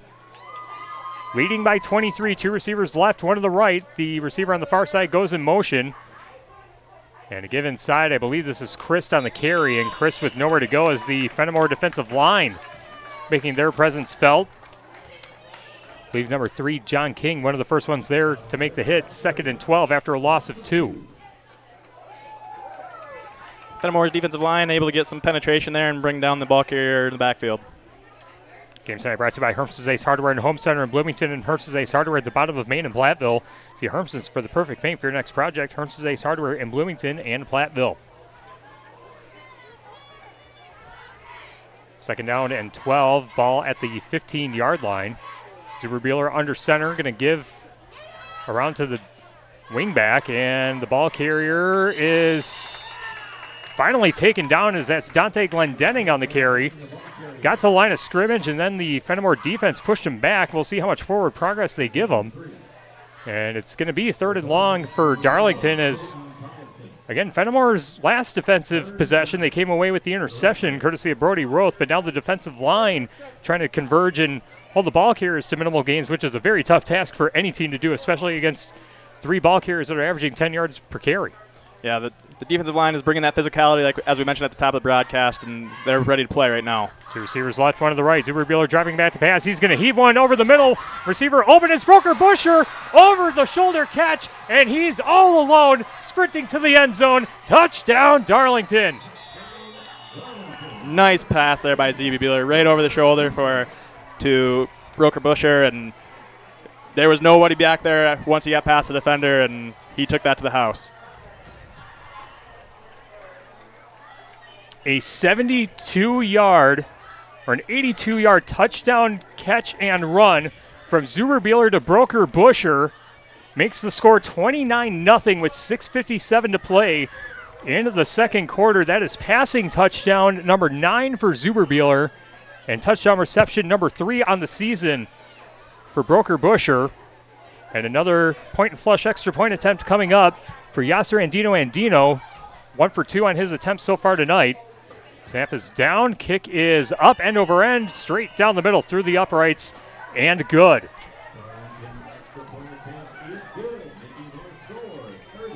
So Darlington airs it out, and they cash in on an 82-yard touchdown catch and run from Zeke Zuber-Buehler to Broker Busher. The point and flush extra point is good, 30-0. Darlington on top of Fennimore with 6:57 to play in quarter number 2. My, oh my, just when you thought Fennimore had a chance, Darlington with a very swift response. Yeah, Darlington's showing why they're the number 3 team in the state. Their program's been here and done that throughout the past several years, and they were able to bounce back after giving up a nice drive to Fennimore to stop them before allowing any points, and then nice quick answer to get right that back on the board for them.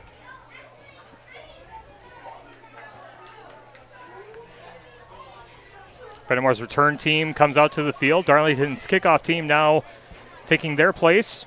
Game today brought to you by Russell Offices, here to assist as your local legal representation. Call for a consultation to discuss personal injury, estate planning, family law, criminal defense, probate administration, and more. Proudly serving Southern Wisconsin. Russell Law Offices. And by Brian's Auto Body and Paint Specialist, the pros at Brian's gets the job done right. For unexpected dings or major repair projects, head to Brian's Auto Body and Paint in Lancaster.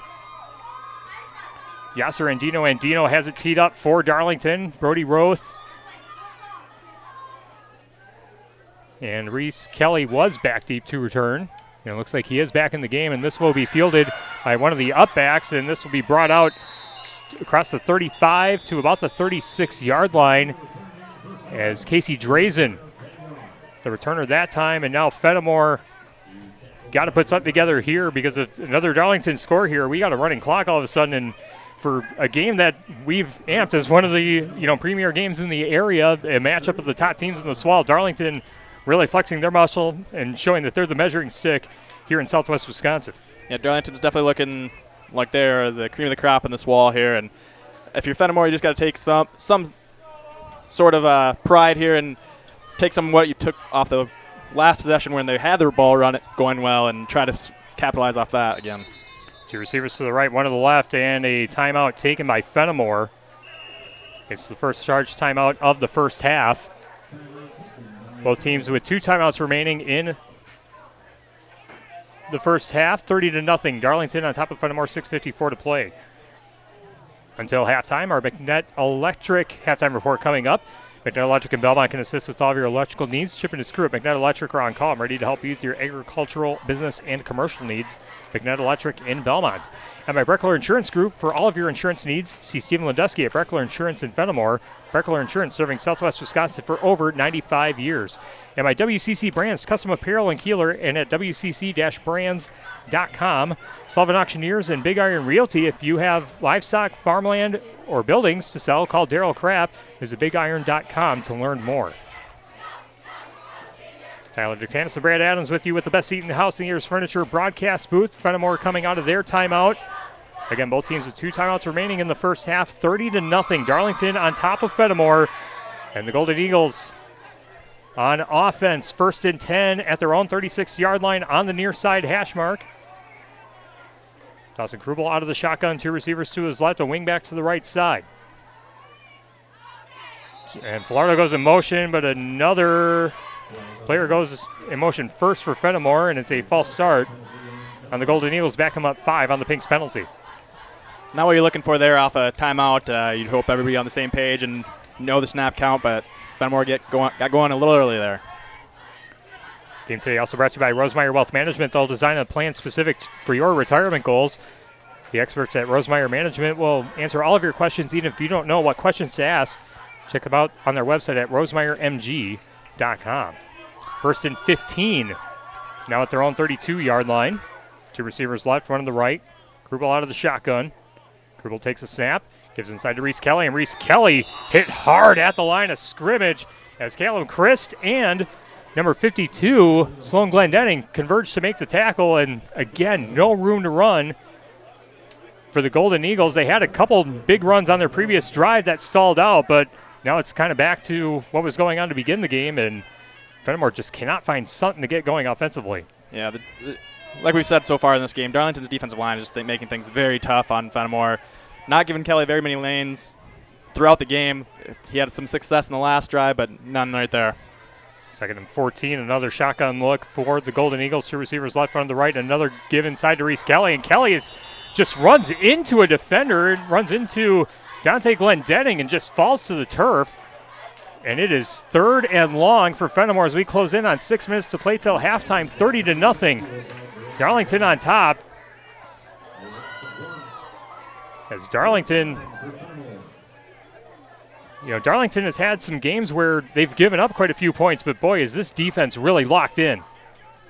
Yeah, they're looking very good here, and they're sending a message to the rest of SWAL and potentially the rest of the state here with this game so far. 3 down linemen for Darlington, 2 receivers to the right, 1 to the left. Dawson Krubel out of the shotgun, Reese Kelly to his right. And an end around to Brody Roth, but the play is broken up, and making the tackle in the backfield for Darlington is number 68, Blaze White. Loss of yardage as it looked like Dawson Krubel just ran into somebody on the pitch play, and Fennimore trying to draw something and get a little tricky, but just nothing going for the Fennimore offense, and the Golden Eagles will punt it away as we close it out. 5 minutes to play till halftime. Darlington with a 30-0 lead. Yeah, it looked like they were trying to get an end around to Brody Roth there, and the pitch just kind of came at a weird time where the quarterback was getting tackled, and the wide receiver kind of ran right into where they were getting tackled. Jude Kinney with the snap, and he gets this punt away, and this is a high arcing punt as Zeke Zuberbuehler will field it and bring it out across the 30-yard line on the far side with some room, and along the sideline, still on his feet across the 50, dropping the shoulder, and brings it out to the Fennimore 38-yard line. What a return by Zuberbuehler.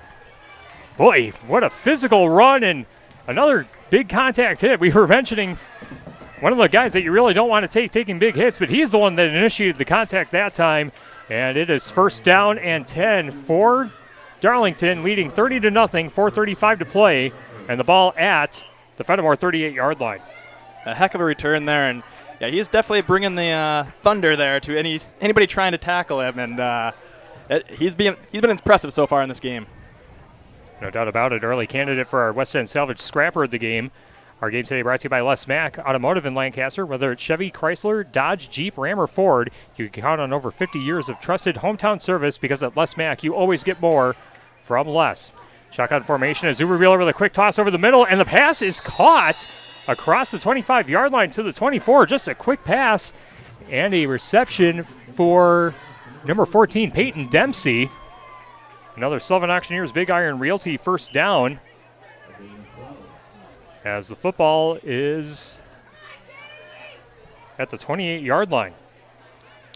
And nobody seemed to want to go with the tight end there on that play, and just a nice, easy pass by Zuberbuehler for the pass. Yeah, see that 5 times fast. 2 receivers left, 2 to the right. Zuberbuehler in the backfield with Callum Christ. Fakes to Christ. Now a quick pass to the near side as Fitzsimons loses the football, and this is a live ball. No, they're going to say an incomplete pass. As Fennimore looking for something, but the officials blow the play dead.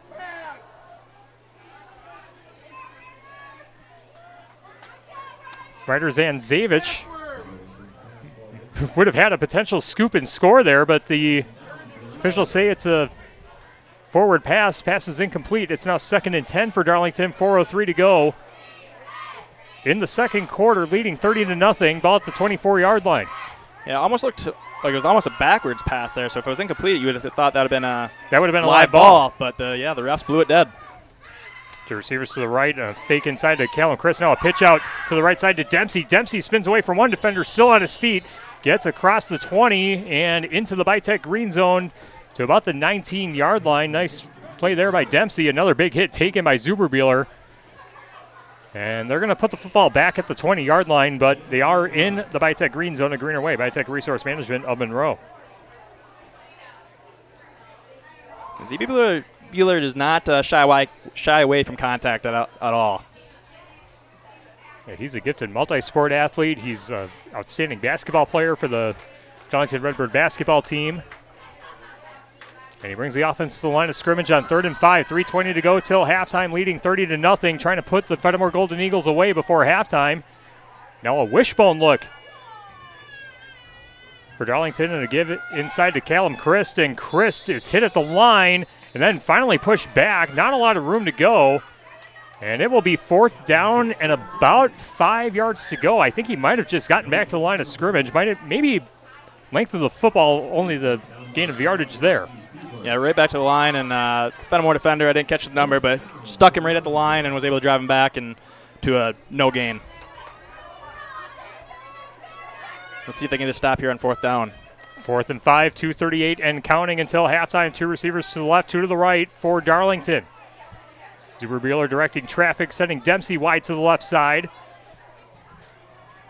Zuberbuehler puts a receiver in motion from the right side. That's Glendenning.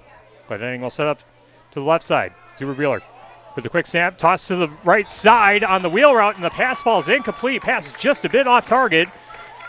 Looking for Callum Christ, and a turnover on downs for Darlington. So Fennimore turns Darlington away, and with 2 timeouts in their back pocket, trying to put some offense together.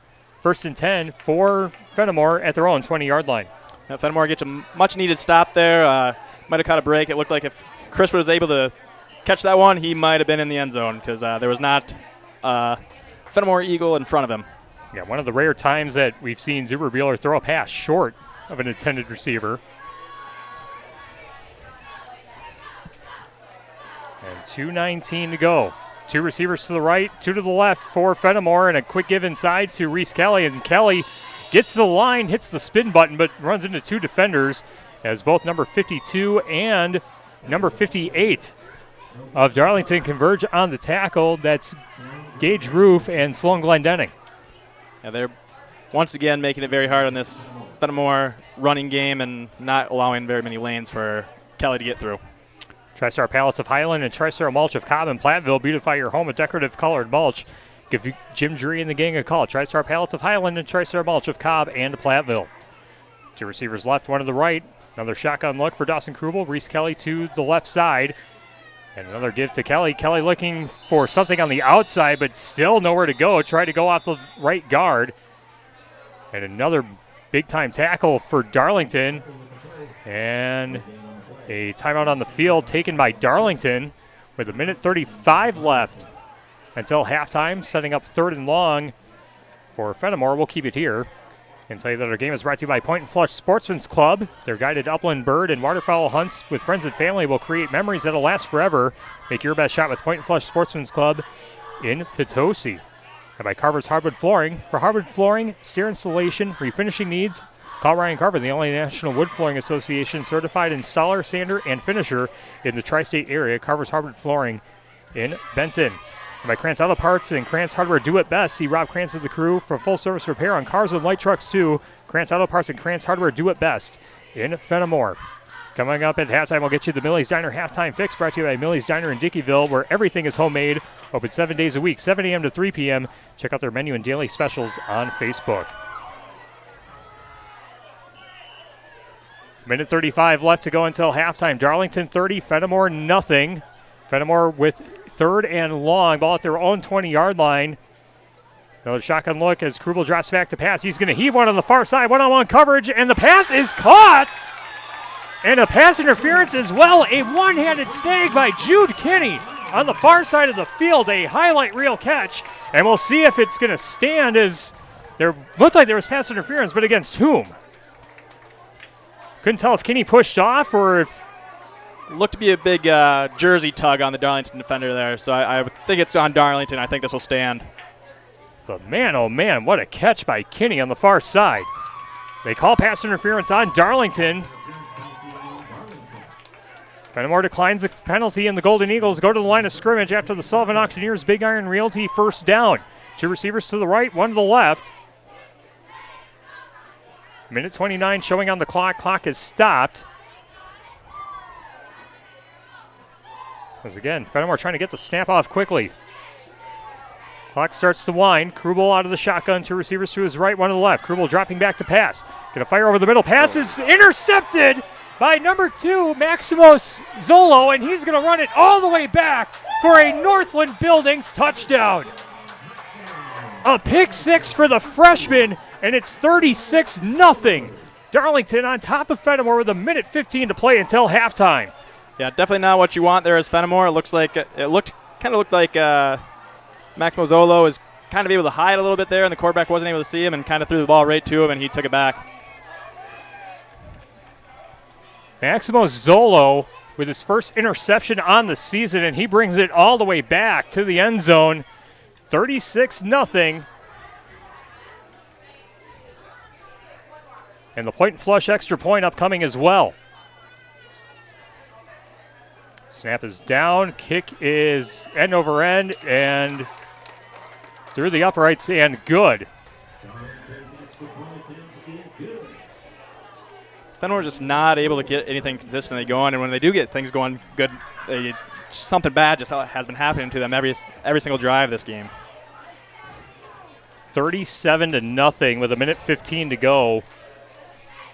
Until the McNett Electric halftime report, Tyler Dictanis and Brad Adams with you with the best seat in the house in the Year's Furniture broadcast booth. And as we were saying, this is a game that we've been building as one of the top games in the area. The top 2 teams in the SWAL going at it. Obviously, Belleville's still very much in the mix, and Belleville will get a crack at both of these teams in the final 2 weeks of the season. But my goodness, is Darlington absolutely locked in here tonight? Yeah, Darlington looks like a team like they're on a mission to try to get back to the state here, and there's not a phase of their game right now that looks like much work needs to be done. So they look like a very complete team right now.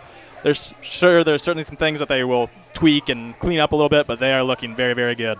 Darlington was at Camp Randall 2 seasons ago, and of course the performance factor put them in Division 5 last year. They fell in Level 2 to Milwaukee Academy of Science, as the kickoff is going to be fielded on the near side. A fair catch called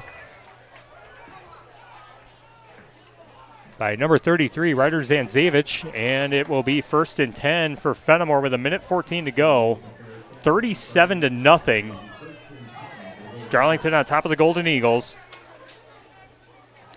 And Fennimore just trying to find something to close on a positive note before halftime. Yeah, we'll see if they're going to try to take some shots here to get some points before halftime, or if they're just going to try to get it into halftime and make some adjustments to come out in the second half. 1:14. And the ball spotted, nose of the football touching the 40-yard line on the near side hash mark. 2 receivers to the right. A wing back and a tight end to the left side of the formation. Reese Kelly, the running back, to the right side of Krubel. 3 down linemen again for Darlington. As Florida goes in motion from the left side, but an end around to Reese Kelly. And Reese Kelly breaking away and gets it into Darlington territory as the tackle's made at the Darlington 45-yard line. A Sullivan Auctioneers Big Iron Realty first down for Fennimore. They do have 2 timeouts in their back pocket. Choosing not to use one here. They're going to go to the line as the clock continues to run. We are at 1 minute to play until halftime. 2 receivers to the right, 2 to the left. Krubel out of the gun. Low snap, but a give inside to Kelly, and Kelly's tackled immediately. Callum Christ there to make the first hit. Reese Kelly falls forward for a gain of about 3. Ball's at the 44-yard line. And now Krubel trying to throw one downfield and tosses it to the near side, and it is caught inbounds along the near sideline by Brody Roth, and now Fennimore takes a timeout with 29 seconds left. It will be third down and about 3, maybe 4 yards to go. As again, Fennimore just trying to cling on to something and potentially get on the scoreboard before the halftime break, because once we start the second half, we got a running clock. Yeah, if you're Fennimore, you got to try to score here, and they've got a nice drive going here, and let's see if they can put it in the end zone here before half. Ball at the 37-yard line, third down and 2, says our shoebox scoreboard. Scribble dropping back to pass. Now rolling left, pressured, looking for someone to toss to, and fires it on the far side of the field, and the pass is broken up, incomplete. I believe that was Zuberbieler, or actually, no, that was Glenn Denning coming from the far side of the field, knocking that one down. Fourth down coming up for Fennimore with 21 seconds left until halftime, 37-0, Darlington on top. And Darlington's defensive unit is just playing very well right now. The Fennimore's offensive line was actually able to give the quarterback some time there, but just nobody was open downfield. Forced a scramble out to his left, and ball just hung up in the air a little bit too much and was able to get knocked down. Fennimore trying to extend the drive, 4th and 2 at the Darlington 37-yard line. Near side hash mark. Krubel with the snap. Quick pass near side. And the ball is dropped by Filardo right in his hands. Hits the turf. Turnover on downs for Fennimore.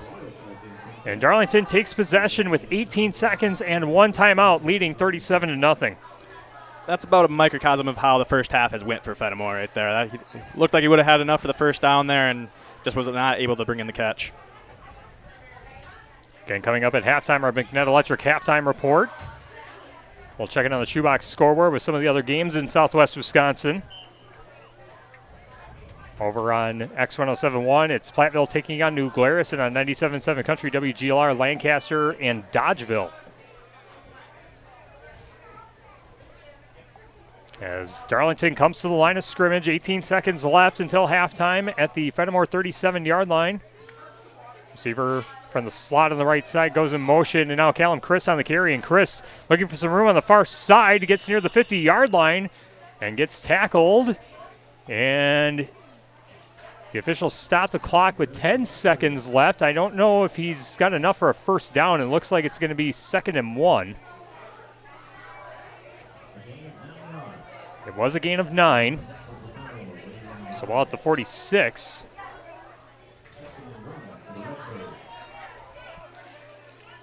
Enough time for one more play, it seems like. Yeah, Redbirds break the huddle. They say he stepped out of bounds. Clock is stopped with 10 seconds left, so they might get a play or two depending on the outcome of this one, as Zuberbieler going to give inside to Chris, and Chris with a lot of room on the far side across the 40, and along the sideline, 30-yard line, knocked out of bounds, 3 seconds left.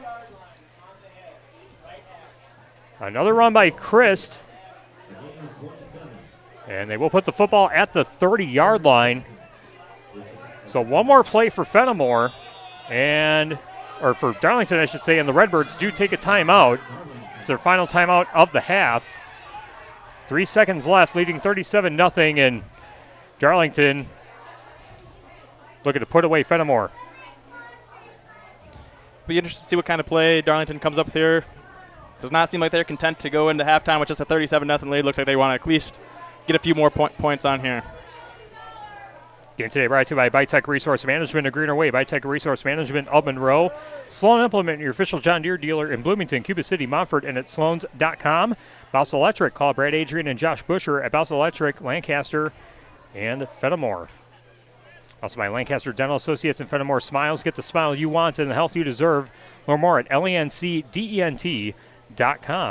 Subs.com, fuel your fitness journey with a wide selection of products from a locally owned company. Visit their Fennimore, Dubuque, and Platteville locations and at sups.com. 3 seconds left till halftime. Darlington 37, Fennimore nothing. Ball spotted at the 30-yard line in Fennimore territory. 2 receivers to the right side. 1 receiver out to the left. Zuberbieler out of the shotgun.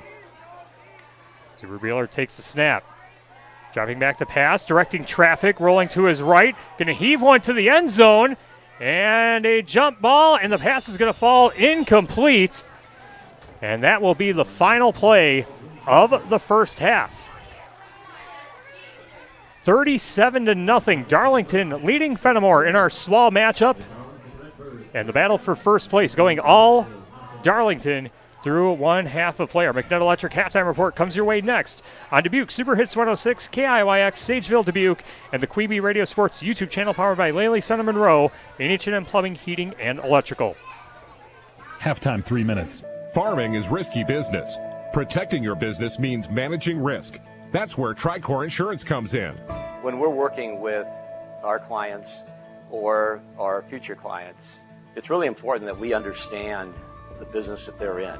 Our role is to help make these businesses more successful. Tricor Insurance works with Grinnell Mutual to design insurance packages built uniquely for you and your farm or agribusiness. Tricor Insurance and Grinnell Mutual are ready to work for you.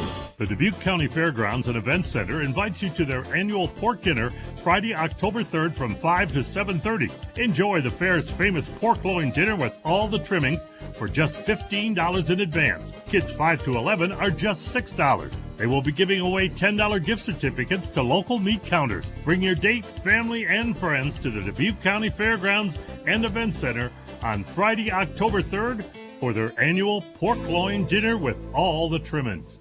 Apple season is in full swing at Oakwood Fruit Farm, featuring fresh pick Honeycrisp, McIntosh, Cortland, and much more. Perfect for eating or baking. Sip on fresh apple cider. Enjoy apple cider donuts, caramel apples, cookies, turnovers, and take and bake pies. Every Tuesday, get 10% off all apple purchases. Plus, brighten your porch with mum squash and pumpkins. Oakwood Fruit Farm open daily 9 to 5. Follow the signs south of Ithaca on Apple Ridge Road. Oakwood Fruit Farms, that's the one for family fun. Oakwood Fruit. When it comes to protecting your home, your roof is your first line of defense. For trusted local roofing expertise, turn to Midwest Roofing and Construction. They're dedicated to providing quality roofing services from minor repairs to complete replacements all year long. Count on their experienced team for reliable workmanship. Call for a free estimate at 1-800-551-8251. That's 1-800-551-8251. Midwest Roofing and Construction, your local roofing pros. Hi, this is Sue Rydell from the Bell Tower Theater, inviting you to our uproarious new comedy, The Second to Last Chance Ladies League. When Deidre opens Occasionally Yours, an event center for all kinds of fresh new gatherings, her dearest friends rally around her. What could possibly go wrong? Basically, almost everything. Don't miss The Second to Last Chance Ladies League, October 10th to the 26th. Tickets are just $26. Call 588-3377 or visit belltowertheater.net. Dear Brewers fans, where do you find the best views and the most electrifying baseball action American Family Field has to offer? The answer is Toyota Territory, located in right field. This Grand Slam experience covers all the bases and gives fans in the stands an exclusive live look at our home run hitter, the Toyota Land Cruiser. Creating a lasting legacy, the Toyota Land Cruiser is seasoned to perform like your Milwaukee Brewers. Add Toyota to your lineup today. Now batting, Toyota. Halftime, 3 minutes.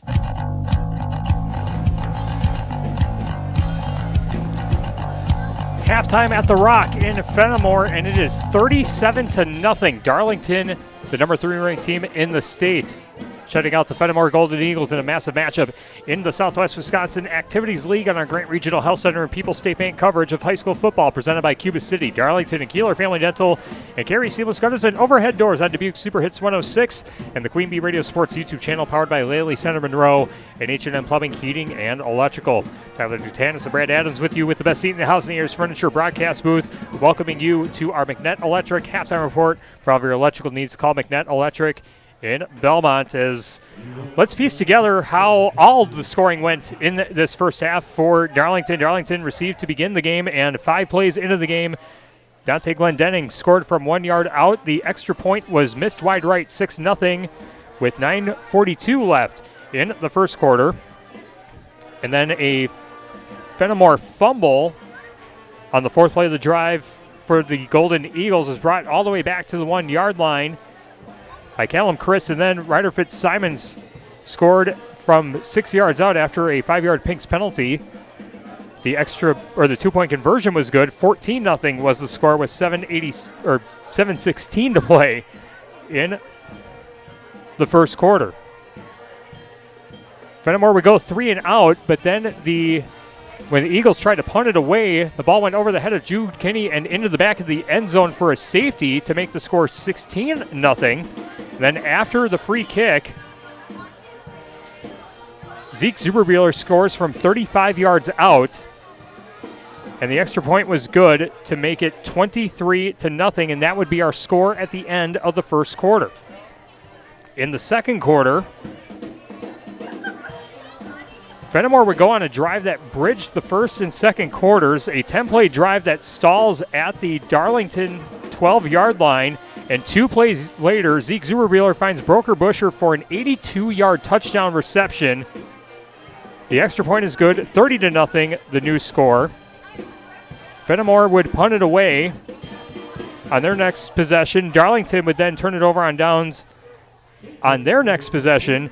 Fennimore would have the ball at their own 20-yard line, and then Maximus Zolo, the freshman linebacker, comes away with a pick six, bringing it back to the house, and the extra point was good. 37-0 was the score, and that is our halftime score through one half of play. And Brad Adams, I don't want to say that this is definitely not an indictment on Fennimore, but Darlington is just absolutely locked in all 3 phases of the game here tonight. Yeah, Fennimore is a little young, as we said, coming in. It's not like they're doing a lot of things awful. They're just having tough luck go against this very tough Darlington team, who is, like we said, all 3 phases of the game so far. They are looking every bit the number 3 team in the state, if not a little higher, some could argue. So, yeah, they are going to be a very tough team to beat here. Yeah, everyone locked in, multiple players, getting into the end zone, whether it's, offensive touchdowns. We saw a pick six. We saw a safety. Granted, that was more self-inflicted on the Fennimore side, but again, it just feels like Fennimore just cannot get anything going. We see them try to run inside, and the defensive line converges to make the tackle. Running backs trying to bounce it to the outside. No room to go. The linebackers are swarming, and any time Dawson Krubel is trying to throw it deep, there's good coverage downfield, with the exception of one, awesome catch by Jude Kinney right before halftime that, again, that drive ultimately stalled. I mean, Fennimore's showing flashes, but they just can't get anything consistently down, whether that's, execution of plays or Pink's penalty flags that just disrupt drives, and you cannot make mistakes against a team that's got the firepower that Darlington has. Yeah, Darlington's making things very tough on them, and Fennimore is, like you said, they've had flashes. This consistency is just not there right now, and yeah, Darlington is doing a good job of shutting them down. I've got Kelly he has 14 carries for only 56 yards. He came in averaging over 8 yards a pop, so they're doing a good job of controlling him. Fennimore as a total, they have 21 carries for 48 yards rushing. They're 4 of 11 passing for 43 yards for 91 total yards. You get 91 total yards and a half, it's going to be tough to win the game, right, especially versus Darlington here. And Darlington on the other side is their entire team is just putting it all together. They're not having one person kind of stand out yet. Callum Christ leading the way with 8 carries for 97 yards in the first half. Glenn Denning has 3 carries for 51 yards. Z.B. Bueller, 2 carries for 37 yards. Fitzsimmons with 6 yards. Dempsey with 4 yards. And Z.B. Bueller is 2 for 6 for 97 yards passing. So you can't really just key in on one guy for Darlington. They're doing it as a team, and they are very, very impressive right now. Now let's talk about the Millie's Diner halftime fix, brought to you by Millie's Diner in Dickeyville. Stop in and see what they're fixing for you. For Darlington, it's hard to find things to really work on, but there have been a number of key Pink's penalty flags, especially pre-snap. We saw Fennimore had a 4th and 20, and then back-to-back penalties set up a 4th and 10. Obviously, Darlington able to ultimately come away with the ball, but again, it's going to be those little things, the attention to detail that Coach Winkers and his coaching staff are going to be emphasizing with the Redbirds, because at this point, with a 37-0 lead, you could probably afford to make mistakes, but when you are trying to, build yourselves up for a deep postseason run and you have ambitions at playing at Camp Randall, those are the mistakes that just absolutely can't happen. We're already halfway through the season. Those pre-snap penalties just have to keep driving those coaches nuts. Yeah, I have Darlington down with 4 penalties in the first half for 25 yards, so not awful there, but something you want to clean up. Like you said, they were in 4th and 20, gave up back-to-back penalties to make it 4th and 10, which is still good scenario to be in, but against tougher competition, that might not be able to get the job done. And yeah, they're going to have to, I'm sure they'll dive into the tape and see some techniques and stuff that they want to clean up and stuff. But like you said, Coach Wigger said, the 3 games prior to this, their starters were basically out at halftime. We'll see if their starters play in the second half here. That they are putting a lot of good tape out there, so they're looking very tough. Yeah, but for Fennimore and Coach Tyrell Rosemeyer, the thing that he emphasized along with Coach Winkers was the physicality, and obviously Darlington much more physical in this game, and I think that this is now kind of gut check time for Fennimore. Put something together, put something that's sustained offensively, and really your offense kind of has to be your defense. You have to keep Darlington off the field, otherwise this scoreboard is going to be way, way out of reach and really indicative of how strong Darlington is. Yeah, if you're Fennimore, you've got to get some sustained drives here. They've shown flashes, and they just haven't been able to put anything on the scoreboard yet. Their running game has not really been there so far. Their offensive line is having a tough time creating holes versus a very tough Darlington defensive line. But yeah, you got to try to keep Darlington off the field as much as you can, because Darlington's not really going on any sustained drives. They're getting a little few yards here and there, and then they're popping one off for a big gain, and it's very impressive. All right, that's the Millie's Diner halftime fix, again brought to you by Millie's Diner in Dickeyville. Stop in and see what they're fixing for you. Let's do a quick check on the Shoebox scoreboard. Presented by the Shoebox in Black Earth, the largest independent shoe store in the Midwest. At the half, Belleville leading Southwestern East Dubuque 35-21. And at the half on X1071, Platteville leading New Glarus 26-23. Good game over in the SWC. And on 97.7 Country, WGLR, Lancaster leading Dodgeville at the half 22-7. I'll update the Brewer score here. It's tied 1-1 versus the Reds here in the top of the 5th. Brewers' magic number down to 1, so if they were able to win here tonight, they'd be able to clinch the number 1 seed in the MLB playoffs that start next week. The Phillies already won, so they're not going to help us out anytime today. So, yep. So the Brewers, again, the magic number 1, and we'll keep updates on that game. The Brewers are also in action over on AM 1590 WPVL. We'll take a quick timeout. We'll bring you the start of the second half. 37-0, Darlington leading Fennimore, and the Golden Eagles will receive the second half kickoff. This has been the McNett Electric Halftime Report, brought to you by McNett Electric. For all your electrical needs, call McNett Electric of Belmont. The second half coming up after this on Super Hits 106 and the Queen Bee Radio Sports YouTube channel. In Game 6. Like any business, success in dairying is often determined by who you know rather than what you know. That's why it's good to know the pros at Fuller's, your Gia dealer. Fuller's is your source for milking and cooling brand products and a full portfolio of high-tech dairy and cooling equipment. Make your operation more efficient and profitable and get the most out of your dairy herd by partnering with the experts at Fuller's Milker Center, LLC, your local Gia dealer in Lancaster, Richland Center, and FullersMilkerCenter.com. Hi, this is Doug Dolter with Dubuque Mattress. Mattresses are not something that you should have to unbox and set up yourself.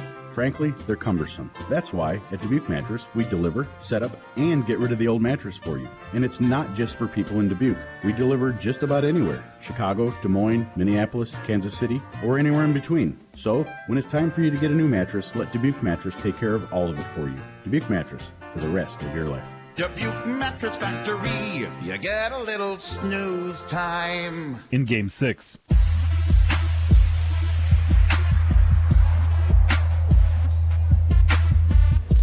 Grant Regional Health Center and People's State Bank coverage of high school football presented by Cuba City, Darlington and Kieler Family Dental, and Carey Seamless Gutters and Overhead Doors on Dubuque Super Hits 106, and the Queen Bee Radio Sports YouTube channel powered by Laley Center Monroe and H&M Plumbing, Heating, and Electrical. Closing in on the second half as Darlington has jumped out to a 37-0 lead on the Fennimore Golden Eagles. Tyler Duktanis and Brad Adams with you with the best seat in the house. In the Ayers Furniture broadcast booth, some additional shoebox scoreboard updates that we can tell you about over in Patch Grove. River Ridge all over basketball, 51-0 with 7:29 to play in the third quarter. And you have a score on Potosi-Cassville as well, Brad. Yeah, Potosi's up 34-6 against Iowa Grant. I don't have how much time left or what quarter they're in, but that's the score there. All right, those updates again on the shoebox scoreboard presented by the Shoebox in Black Earth, the largest independent shoe store in the Midwest. Our game today brought to you by People's State Bank. For personal, home, business, and ag loans, visit one of their area convenient locations or visit peoplesfinancial.com, member FDIC. And by Pink's Automotive in Lancaster and Goodney's Garage in Platteville, they have the certified technicians, equipment, and experience to keep your vehicle in top running condition. And by Gary's Pest Control in Dickeyville, Gary's Pest Control salutes our local athletes. Gary's Pest Control with over 40 years of professional, friendly service. And our touchdowns today brought to you by Northland Buildings, our extra points by Point and Flush Sportsman's Club in Potosi. Our turnovers brought to you by Lancaster Dental Associates and Fennimore Smiles. Our first downs by Sullivan Auctioneers and Big Iron Realty. And anytime a team enters the red zone for us, it's the Bitech Green Zone, a greener way. Bitech Resource Management of Monroe. And we saw quite a few Sups.com sacks in that first half as well.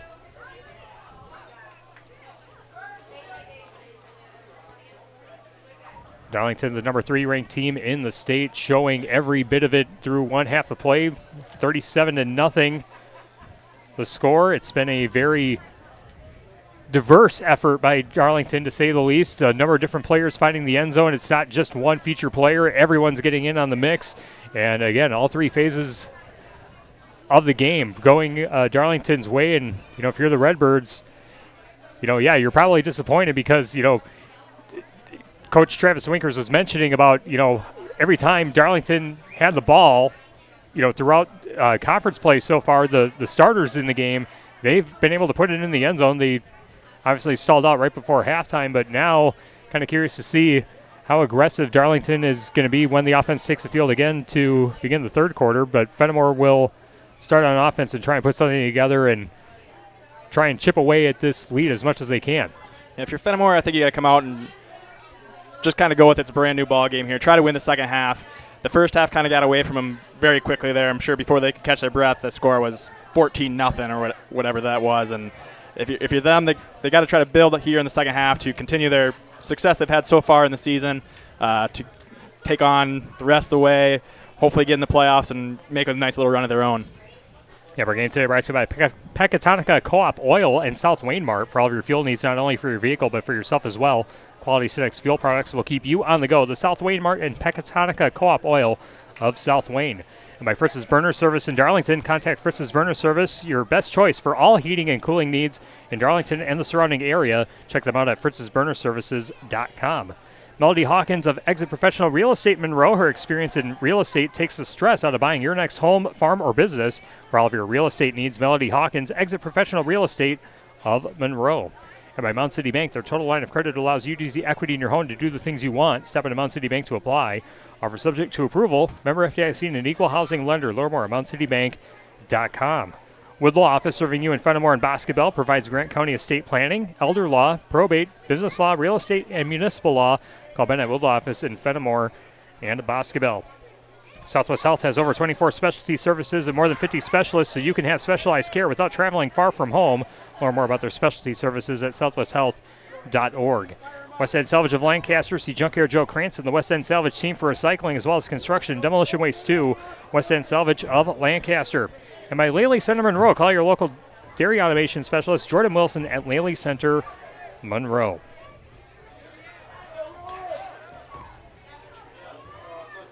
Fennimore set to receive. They will work from left to right as we see it from the Ayers Furniture broadcast booth and as you see it on the Queen Bee Radio Sports YouTube channel. Glad you're tuned in, listening, watching, however you are consuming our high school football broadcast here this evening. We're the only YouTube stream on the Queen Bee Radio Sports YouTube channel tonight. As the Redbirds have the ball teed up, as Yasser Andino set to kick it away, and the three returners for Fennimore. It's going to be number 5, Gianni Filardo, Reese Kelly, and Brody Roth. Andino gives a signal, and the left-footed kicker gets it out to the 15-yard line, and now a reverse to Brady Roth. Roth escapes one defender, still on his feet, and gets across the 30-yard line, tiptoeing the sideline before being tackled from behind across the 40, just shy of the 45-yard line. Nice return by Fennimore, and maybe just the spark that the Golden Eagles needed to begin the second half. Yeah, Fennimore looks to be excited after that play and trying to bring some energy here to get the second half started. Let's see if the crowd can give them some energy to get them going down the field. Okay, we do have a running clock to begin the second half. Football's at the 41-yard line, near side hash mark. 11:23 and counting to begin the third quarter. 37-0. Darlington on top, but the Golden Eagles with some nice field position off the kickoff return. Two receivers to the left, one to the right. Fake inside to Kelly, and now Krubel trying to bounce it to the left side, but there's nowhere for him to go as he's able to get maybe a half-yard gain on the play as there were 3 Redbirds swarming on the tackle on the left side. It'll be 2nd and long for the Golden Eagles. We'll say 2nd and 10 as they spot the football right at the first down stick. I think Krubel made a good read there on the option play. There was just nothing on the outside once he got out there to try to cut it up and gain some yards. Game today brought to you by Community First Bank. For you, the communities where you live, work, and play. Experience for yourself the difference at Community First Bank. CFBank.com. Member FDIC. Kinney and Roth to the right side of the formation. Filardo to the left for the Golden Eagles on 2nd and 10. Ball spotted right in the middle of the field. Krubel awaiting the snap. Reese Kelly, the running back, to the right side. Low snap, and a give inside to Reese Kelly, and Kelly spins away from one defender and still on his feet into Darlington territory across the 50. A Sullivan Auctioneers and Big Iron Realty first down for Reese Kelly after a gain of about 12 yards on the play. First down for Fennimore. Reese Kelly, he's impressed me. He's very tough to bring down once he gets in the open field. It's just a matter of he hasn't had that many opportunities to get out in the open field so far in this game. Yeah, he is a gamer, that's for sure. 2 receivers to the left, one to the right.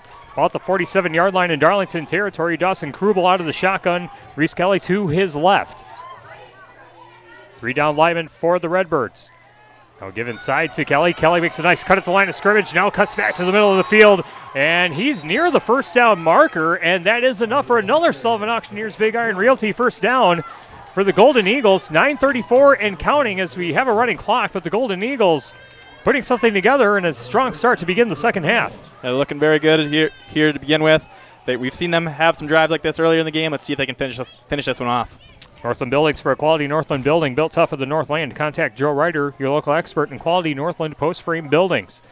2 receivers left, one to the right. Filardo the lone receiver to the right side. Krubel again out of the shotgun. Reese Kelly to his left. And another give inside to Kelly as Kelly looking for some room on the outside. Now cuts it back infield. Still on his feet. And near the first down marker again. Tackled near the sideline. And that is another Sullivan Auctioneers Big Iron Realty first down. As it looks like Darlington still has their main defensive starters on the field. And finally some offensive momentum for Fennimore and trying to build on something positive here in the second half. Yeah, whatever the coaches told the players at halftime seems to be working so far. Fennimore is marching right down the field here to begin the second half. At the physicality meter now pointing on the Golden Eagles side. 8:33 to go in the third quarter. 37-0 Darlington on top. But the Golden Eagles on the march. Play number 5 of this drive. Krubel with the snap. Another give inside to Kelly, but Kelly runs into his own guy and wrestled down to the ground by number 58. That's Gage Roof. And a loss of yardage on the play, and there's an injured Redbird on the field, and the officials will stop the clock with 8:05 to play. Or no, the clock is still running, but the clock should be stopped for the injured player. Coach Travis Winker's coming to check on his injured player. There, they got the clock stopped. Yeah, now they stop it with 7:52. I wonder if they'll put time back on the clock. But while they tend to the injured player, we'll tell you that our game is brought to you by Anderson Weber Toyota in Dubuque, powering our audio stream. Anderson Weber Toyota, when you are ready. And by Community First Bank, freeing the communities where you live, work, and play. Experience for yourself the difference at Community First Bank. CFBank.com, member FDIC. Hermson's Ace Hardware and Home Center in Bloomington, and Hermson's Ace Hardware at the bottom of Main and Platteville. See Hermson's for the perfect paint for your next project. Hermson's Ace Hardware in Bloomington and Platteville. And my Russell office is here to assist as your local legal representation. Call for a consultation to discuss personal injury, estate planning, family law, criminal defense, probate administration, and more. Proudly serving Southern Wisconsin. Russell Law offices. And the injured player is number 14, Peyton Dempsey for the Redbirds, and he's going to be helped back to the Darlington sideline by Coach Winkers and number 58, Gage Roof. And again, Dempsey, one of those rotating players for Darlington. And, you know, when you have a 37-0 lead, you always kind of run the risk of injuries, too, when you keep your starters in the game. And unfortunate thing, but hopefully Dempsey will be okay. Play resumes, 7:45 and counting. 2 receivers left, one on the right. Krubel fires a pass over the middle, and the pass is incomplete as Dante Glendenning gets his paw on it, and now a Pink's penalty flag from the Fennimore sideline towards the end of the play. As Callum Chris got into it with number 54, Waylon Miles, and we'll see who the penalty will be assessed to.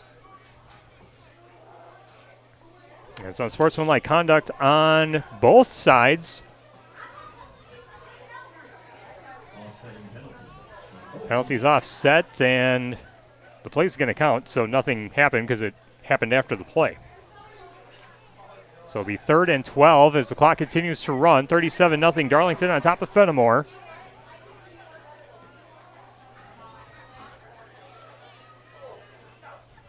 Second and 12.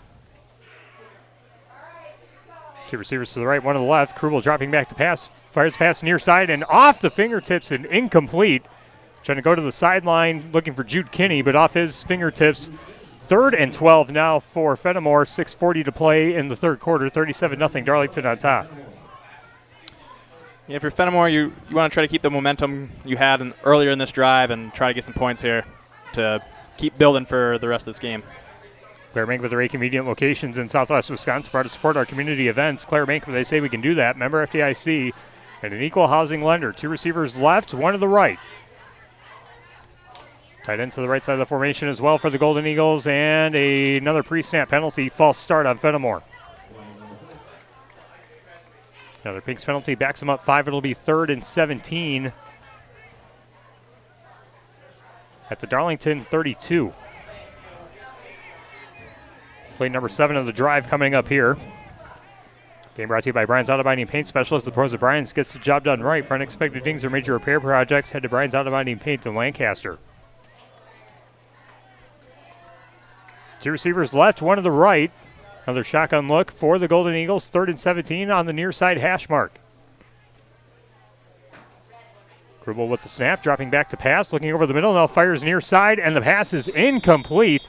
Looking for Filardo, but there was a lot of coverage downfield, triple coverage it looked like from our vantage point, and it will be 4th and 17 for the Golden Eagles. Yeah, very tight coverage there by Darlington's defensive backs, and making another tough throw for Fennimore there, and they're just not unable to make the completion there. We've kind of seen this earlier in the game too, where they had a nice drive going, and then some bad things happened to them, and they weren't able to recover. Let's see if they can get this 4th down. 5 minutes to play in the third quarter. 4th and 17 for Fennimore. 2 receivers to the right, 2 to the left. Krubel out of the shotgun again. Reese Kelly lined up to his left. Krubel takes the snap. It's high. Dropping back to pass. Now rolling to his left, looking for someone to pass to, and the pass is going to fall incomplete. It would have been well short of the first down anyway. And a turnover on downs for the Golden Eagles as Jude Kinney, the intended receiver. An 8-play drive for Fennimore. Turnover on downs. Darlington takes possession. As the clock continues to run, 4:25 and counting. Darlington will bring their offense out to the field, and there's another injured player, and that's Callum Chris being assisted to the sideline. That is a big potential injury, too. Yeah, it looks like he was just cramping up there on the field and was carried off by his teammates off to the sideline.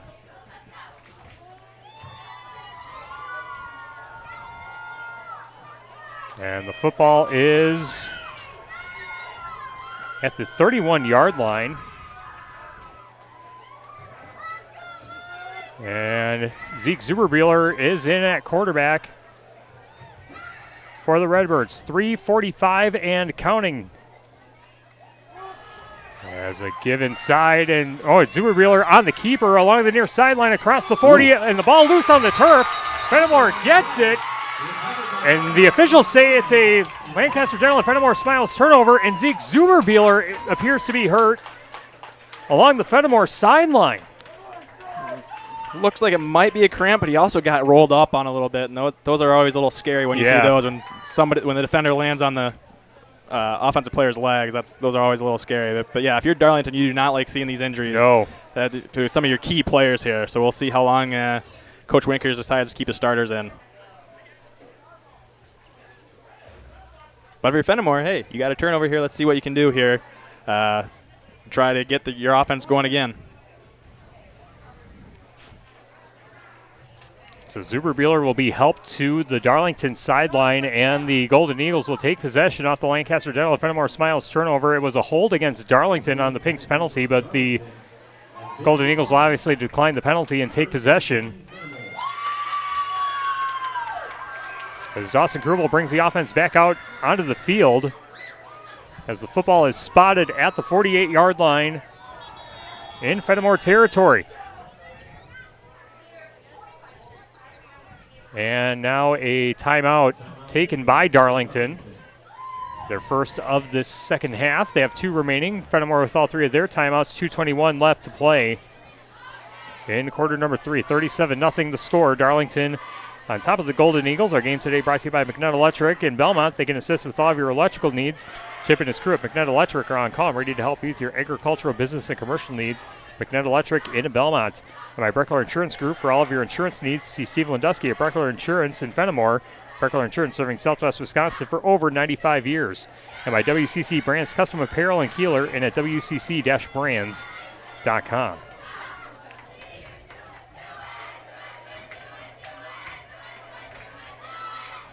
.221 left to play in quarter number 3. Darlington 37, Fennimore nothing. Fennimore taking possession off the fumble by Zeke Zuberbuehler. But if you're a Darlington fan right now, you've just had 3 players leave with injuries. Granted, they look to be cramps, so hopefully it's nothing too serious. But, you know, kind of curious to see if the Redbirds do decide to go with a platoon swap and pull some of their starters. But looks like they're going to send most of their main starters back out on the defensive side. Do have some clean jerseys out there for Darlington now, though, so it looks like they are making some subs at the time. Dawson Krubel comes out of the shotgun for the Golden Eagles. 2 receivers to the right side as Brody Roth goes in motion. He gets it on a jet sweep, looking for some room on the left side, and tiptoes the sideline after a gain of at least 10. Gets knocked out of bounds in Darlington territory at the 40-yard line. A Sullivan Auctioneers Big Iron Realty first down for the Golden Eagles on a nice jet sweep there by Brady Roth. Yeah, we saw Fennimore try to do that play early in the first half with no success. That time he was able to get around the edge and get a nice gain down to the 41. 2 receivers to the right. Looks like a wing back to the left side. Reese Kelly to the right side of Dawson Krubel, who's out of the shotgun once again. Wingback goes in motion, and this is Filardo. And Filardo looking for a wingback pass, and the throw downfield. The pass is incomplete, looking for Jude Kinney downfield. Jude Kinney had some separation, but the ball sailed over his head. And it will be 2nd down and 10 as 90 seconds remained in the third quarter with the running clock. Darlington up 37-0. Nice little play design there by Fennimore with a little trickery there. Casey Dressen just overthrew, maybe got a little excited with how open the wide receiver was there. Overthrew him by a little bit. Otherwise, that had a potential for a very big play. Community First Bank, free in the communities where you live, work, and play. Experience for yourself the difference at Community First Bank. CFBank.com. Member FDIC. 2nd and 10. 1:05 left to play in the third quarter as the clock continues to run. 2 receivers to the right side, 1 to the left, and Reese Kelly, the ball carrier this time. But a tackle made at the line of scrimmage by Tag Gable, a freshman linebacker. Subbing in along the defensive line. And it's going to be 3rd and long again for the Golden Eagles. Looks to be 3rd and 10. Kelly just got back to the line of scrimmage. Yeah, tough sledding here again for Fennimore in the running games in this drive. This will likely be the final play of the third quarter. Again, 37-0. Darlington on top of the Golden Eagles. Fennimore coming out with a 4 wide receiver set. Reese Kelly to the right side of Krubel out of the shotgun.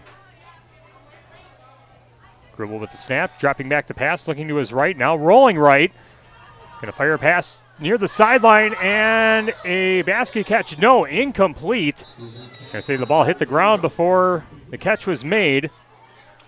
And a timeout taken by Fennimore with 5 seconds left in the third quarter, as it will be 4th down and 9 yards to go. As Fennimore must like something going from left to right on the field and trying to continue this before maybe end of the third. Maybe they're trying to get one more play in this game, try to find something to build off here, but curious why they wouldn't just let the quarter go and draw something up here at the end of the quarter and come up with a play here. But hey, I'm up here in the booth. What do I know? Yeah, the end of the quarter is a timeout anyway in itself, so not sure. But 5 seconds remaining in the third quarter, 37-0 Darlington on top. Game today brought to you by Woodlaw Office, serving you in Fennimore and Boscobel, providing Grant County estate planning, elder law, probate, business law, real estate, and municipal law. Bennett Woodloffice in Fennimore and Boscobel. And by Saunders Oil Company of Warren, family owned for 3 generations, offering delivery of premium diesel fuel and gasoline products to tri-state homes, farms, and businesses. Saunders Oil Company of Warren.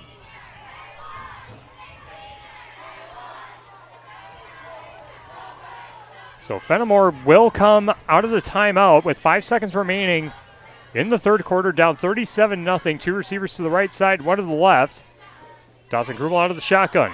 And Krubel going to reverse it to Brody Roth. And Roth looking for a pass.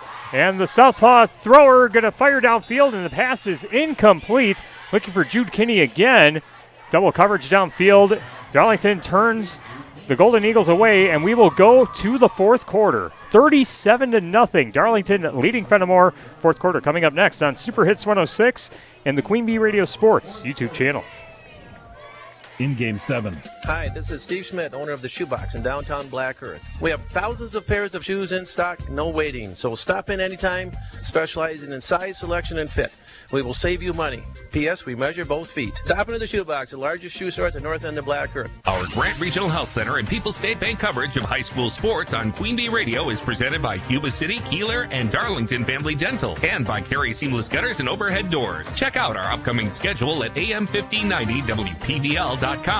A tri-state fall tradition continues with the annual Cypress Apple Festival this weekend. Admission is free, so bring the whole family and enjoy arts and crafts, kids games, and more. Cypress has the area's largest variety of apples, plus homemade apple cider and apple cider donuts. Other fall favorites include Cypress homemade apple pie, carameled apples, pumpkins, and much more. Make the short drive south on Highway 52 and visit Cypress Orchard for this weekend's Apple Festival. Buy local, enjoy local, fresh from Cypress Orchard.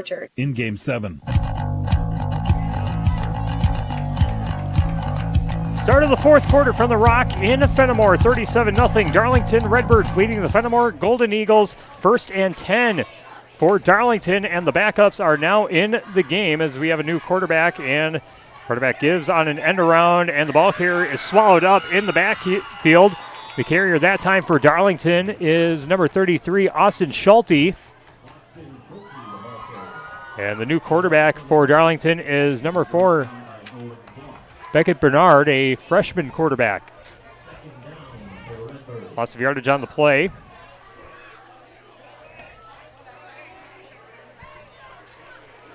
Loss of about 3 on the play, and now a different quarterback coming in. QB. It's going to be Tag Goebel.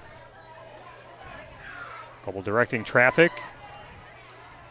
One down running back, looks like a flex bone kind of look here, and a give inside, and the ball carrier is swallowed up at the line of scrimmage on the tackle that time for Fennimore, number 53, John King. And 3rd and long coming up for the Redbirds as, again, 37-0 lead. Saw some injuries in the third quarter to some of the top players on the team. Don't want to risk anything and just come out of here, get the win, and move on to next week. Yeah, probably a wise decision here by Coach Winkers to get the backups in and get them some varsity experience here, even though they've had quite a bit of experience so far in the conference season. 3rd and 12, and a pitch out to the left side is David Argelis, the carrier that time, but the Fennimore defense there to make the stop. And Darlington will punt the ball away as the Fennimore starting defense holding the backups to Darlington for a net loss of 5 yards.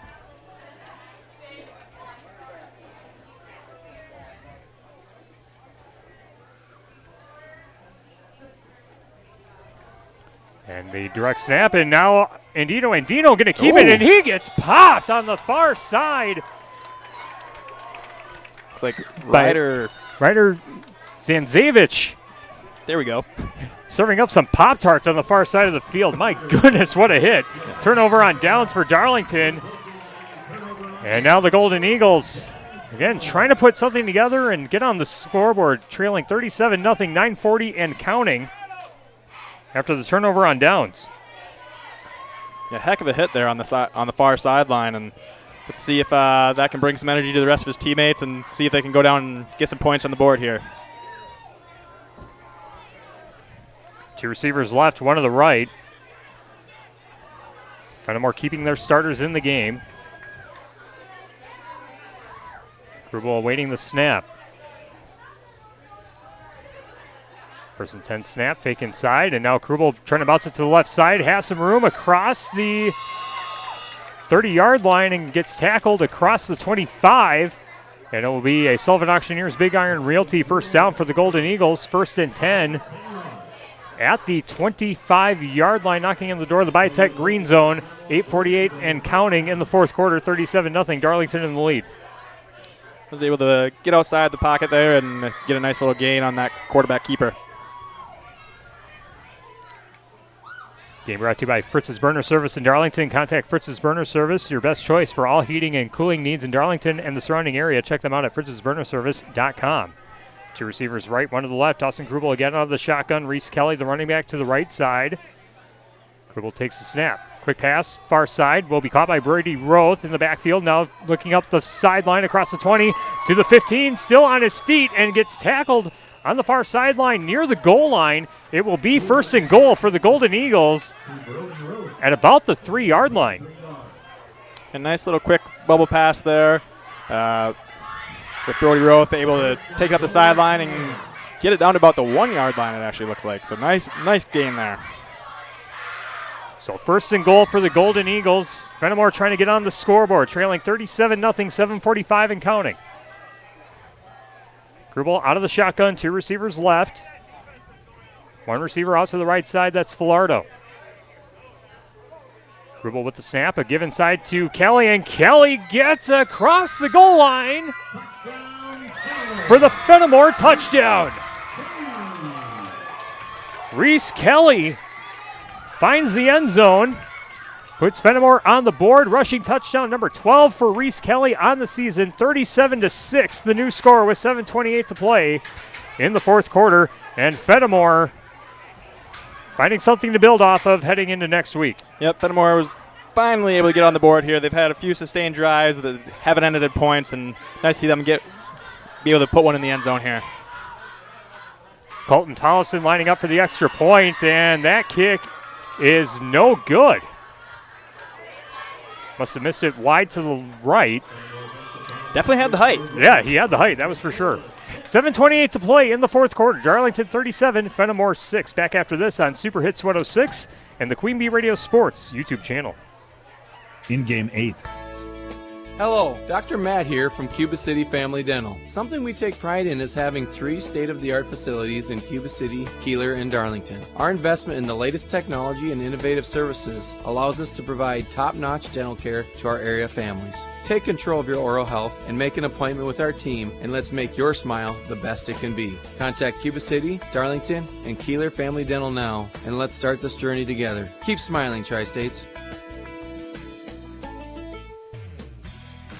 If you're upgrading a home or business, call the trusted pros at Carey Seamless Gutters and Overhead Doors. They offer a premium selection of CHI overhead doors, combining style, durability, and security for both residential and commercial properties. Need rain gutters to protect your building from water damage? Carey's has you covered there too. Learn more at Carey'sGuttersandDoors.com. They sell the best and service the rest. Get the quality you deserve at Carey Seamless Gutters and Overhead Doors, Belmont, and Prairie du Chien. In game 8. Ensuing kickoff is fielded by the Redbirds and taken out of bounds on the far side of the field at the 35-yard line. I believe that was number 8. Ryder Fitzsimons on the return, and it will be first and 10 for Darlington. 7:10 and counting in the fourth quarter. Darlington leading Fennimore 37-6 on our Grant Regional Health Center and People's State Bank coverage of high school football, presented by Cuba City, Darlington, and Kieler Family Dental, and Carey Seamless Gutters and Overhead Doors. Looks like Fennimore might be putting some backups on the defensive side for this possession. And at quarterback for Fennimore, or for Darlington, I should say, that's Beckett Bernard. He ducks under center. Wing back from the right side goes in motion, and a toss play to that back. That's Andino, and he takes another hit on the far sideline. Remember, he got hit hard on that fake punt on Darlington's last possession, but gets some positive yardage on that play, brings it out to the 43-yard line. Got much more progress than I initially thought. Should be 2nd and 3. Yeah, he must be trying to get rid of the claim that kickers and punters don't like contact. As Rich Eisen once said, punters are people too. Wishbone look for the Redbirds on 2nd and 3. And a different quarterback in this time, and another give to the back off the wishbone. That's number 27, Parker Mosley. And gets a gain of 5. Another Southern Auctioneers Big Iron Realty first down for the Redbirds. 5:40 and counting in the fourth quarter, 37-6. Darlington set to close out the Golden Eagles and go to 6-0 on the season. 4-0 in the SWAL and be in the driver's seat to win the SWAL once again. One receiver to each side of the formation. Wingback from the left side goes in motion, and a give to the fullback as the fullback surges forward across the 50 to about the 49-yard line. Looks like it's Mosley again, the ball carrier. And turns that into a gain of 6, and even the backups running north and south, getting some nice yardage on the second effort. Yeah, you can kind of brings true of what we said earlier in the game. It doesn't matter who Darlington has; they always seem to reload, and you're kind of getting a picture of that, what the future could look like here. Mountain City Bank's total line of credit allows you to use the equity in your home to do the things you want. Stop into Mountain City Bank to apply. Offer subject to approval. Member FDIC and equal housing and lender. Learn more at MountainCityBank.com. And another fullback dive for Mosley. Dives across the line of scrimmage and falls just short of the first down marker. It'll be 3rd and about 2 coming up as the football touching the 45-yard line in Fennimore territory. 4.5 minutes left to play, 37-6. Darlington on top. Redbirds come to the line of scrimmage. One receiver to each side. Mosley in a 3-point stance, and he gets the carry again. Dives forward and has enough for Sullivan Auctioneers Big Iron Realty first down as the Redbirds continue to keep it between the tackles, just running it up the gut, trying to burn out this clock and get out of here with a win. Yep, backup's doing a nice job running the offense for Darlington here, and yeah, under 4 minutes to go here, and if you're Coach Winkers, you're just hoping nobody else gets injured here and hang on to the ball here. 1st and 10 for Darlington at the Fennimore 43-yard line.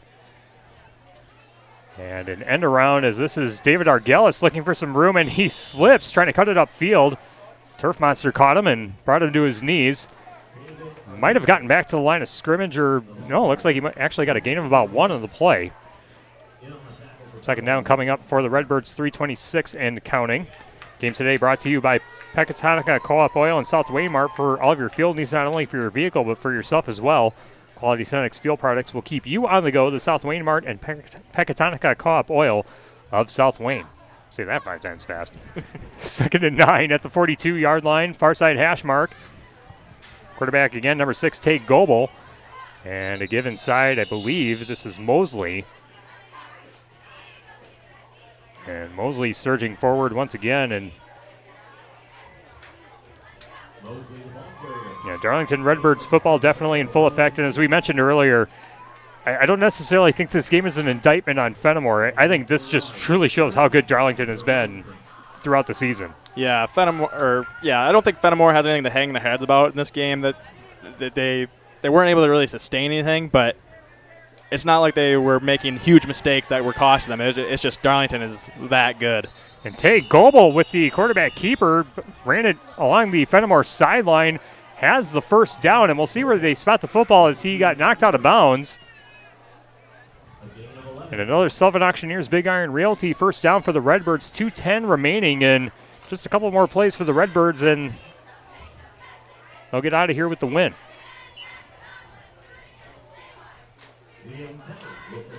Redbirds coming up to the line, 1st and 10 at the 23.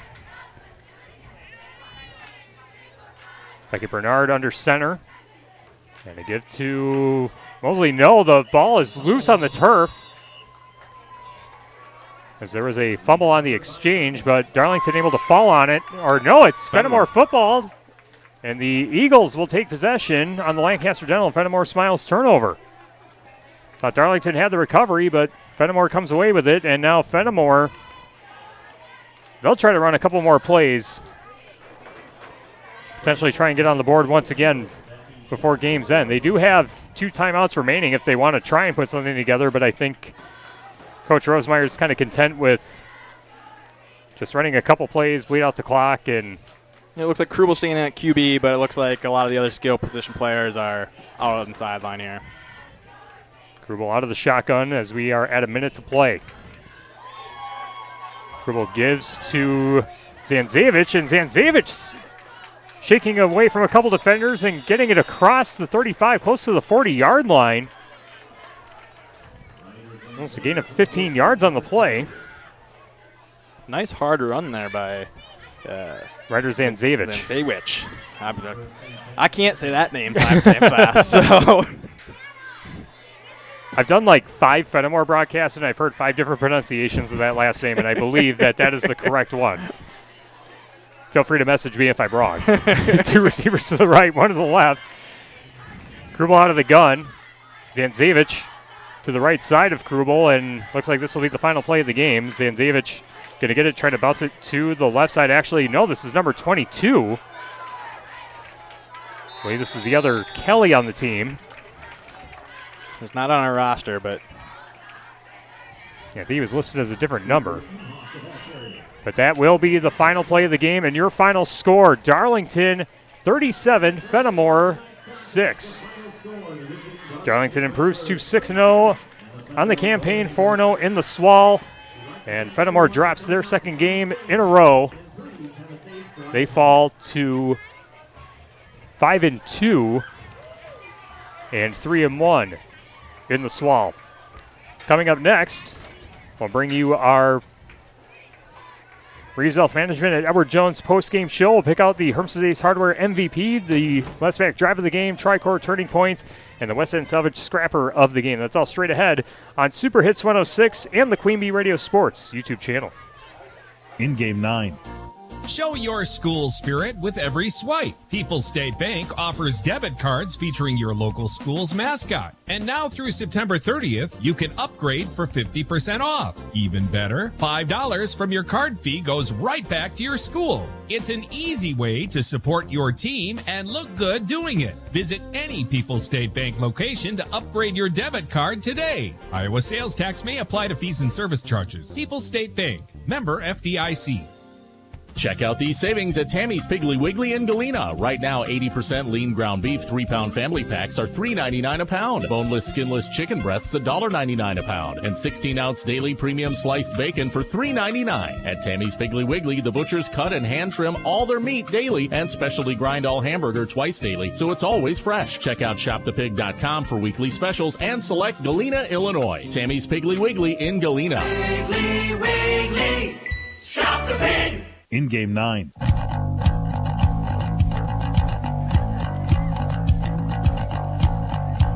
Tonight's game on Super Hits 106 brought to you by Melody Hawkins of Exit Professional Real Estate Monroe. Her experience in real estate takes the stress out of buying your next home, farm, or business. For all of your real estate needs, Melody Hawkins, Exit Professional Real Estate of Monroe. By Saunders Oil Company of Warren, family owned for 3 generations, offering delivery of premium diesel fuel and gasoline products to tri-state homes, farms, and businesses. Saunders Oil Company of Warren. 37-6, Darlington defeats Fennimore in SWAL football. The Edward Jones Reeves Wealth Management postgame show coming your way next on Super Hits 106 and the Queen Bee Radio Sports YouTube channel. In Game 10. Hello, Amy here from Cuba City Family Dental. Part of our dedication to excellence in the dental services we offer are same-day crowns. Instead of return visits to our office, we can diagnose and fix your tooth in one day at any of our 3 convenient locations. Call us when you are in need and experience patient-centered care for you and your family at Cuba City, Darlington, and Kieler Family Dental. Ask about our new patient specials. Keep smiling, Tri-States. Stock up and save on the toughest filters in the business during Wix Filters sale days at your local Auto Value Parts store. Not only will you get the best deal of the season on our very best filters, but you'll also find deep discounts on oil, fluids, grease, batteries, and more. Upgrade your filters during Wix Filters sale days at your local Auto Value Parts store. See store for official sale dates. Auto Value. We've got the parts. We've got... In Game 10.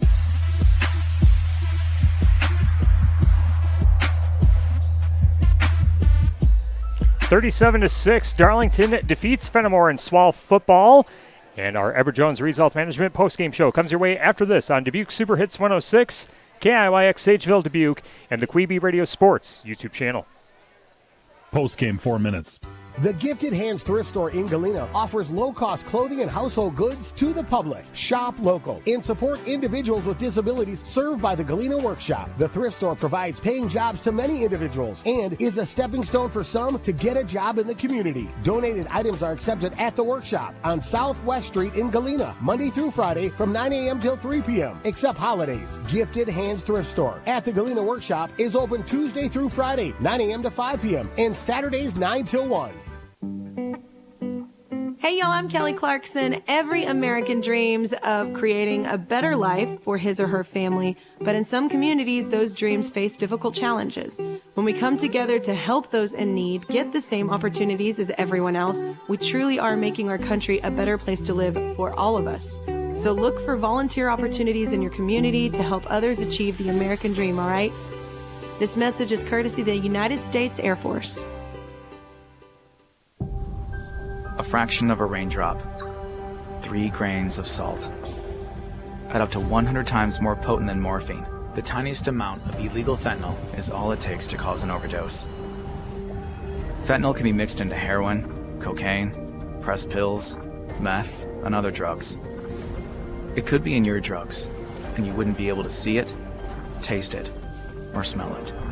Learn more at cdc.gov/stop-overdose. I left the military with a traumatic brain injury. I came home to fight depression, anxiety, and alcohol. As America's veterans face challenges, DAV is there. I'm Adam Greathouse, Army veteran. DAV helps veterans get the benefits they've earned. With DAV's help, I've built a new life for myself. With the right support, more veterans can reach victories, great and small.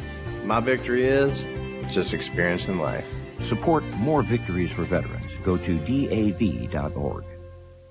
Right now, our country feels divided, but there's a place where people are coming together. I was nervous to talk to someone so different than me. Me too. Love Has No Labels and One Small Step are helping people with different political views, beliefs, and experiences connect through conversation, and it feels good. This conversation gives me hope. It gives me a lot of hope, too. Take a step toward bringing our country and your community together. Start a conversation at lovehasnolabels.com/onesmallstep. A message from StoryCorps, Love Has No Labels, and the Ad Council. Hey, hon, what you doing with your phone? Taking pictures? No, I'm asking it questions. Like what? Hey, Bobo, do flowers have best friends? I'm sorry. I'm afraid I don't know that. Hey, follow me. I want to show you something. Look, flowers do have best friends. Whoa. Some answers can only be found in nature. Discover the unsearchable. Visit discovertheforest.org to find a trail near you. Brought to you by the United States Forest Service and the Ad Council.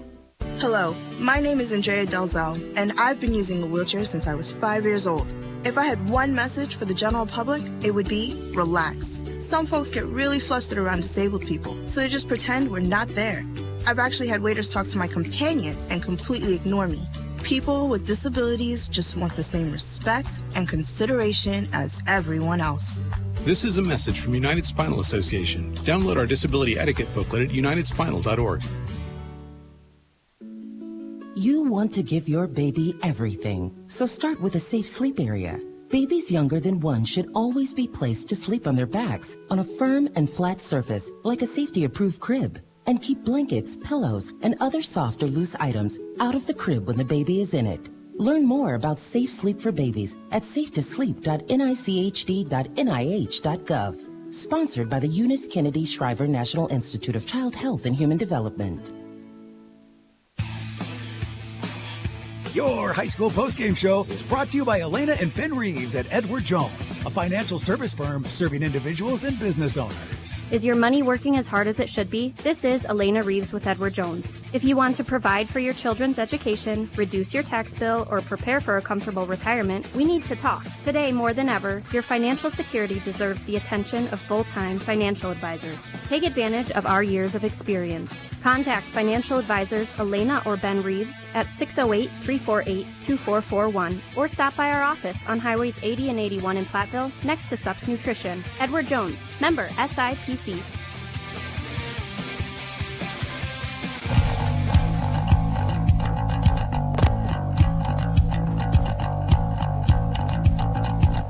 now for the Reeves Wealth Management at Edward Jones postgame show on Super Hits 106 and the Queen Bee Radio Sports YouTube channel. Darlington all over Fennimore, 37-6 our final in SWAL football. Darlington now essentially all alone in first place in the Southwest Wisconsin Activities League. Belleville is about half a game behind as Belleville has one less conference game under their belt heading into this week. So it's Darlington in the driver's seat in the SWAL on our Grant Regional Health Center and People's State Bank coverage of high school football presented by Cuba City, Darlington and Kieler Family Dental, and Carey Seamless Gutters and Overhead Doors, our Queen Bee Radio Sports YouTube channel, powered by H&M Plumbing, Heating, and Electrical, and Laley Center Monroe. Just a brief recap of all the players who scored for Darlington.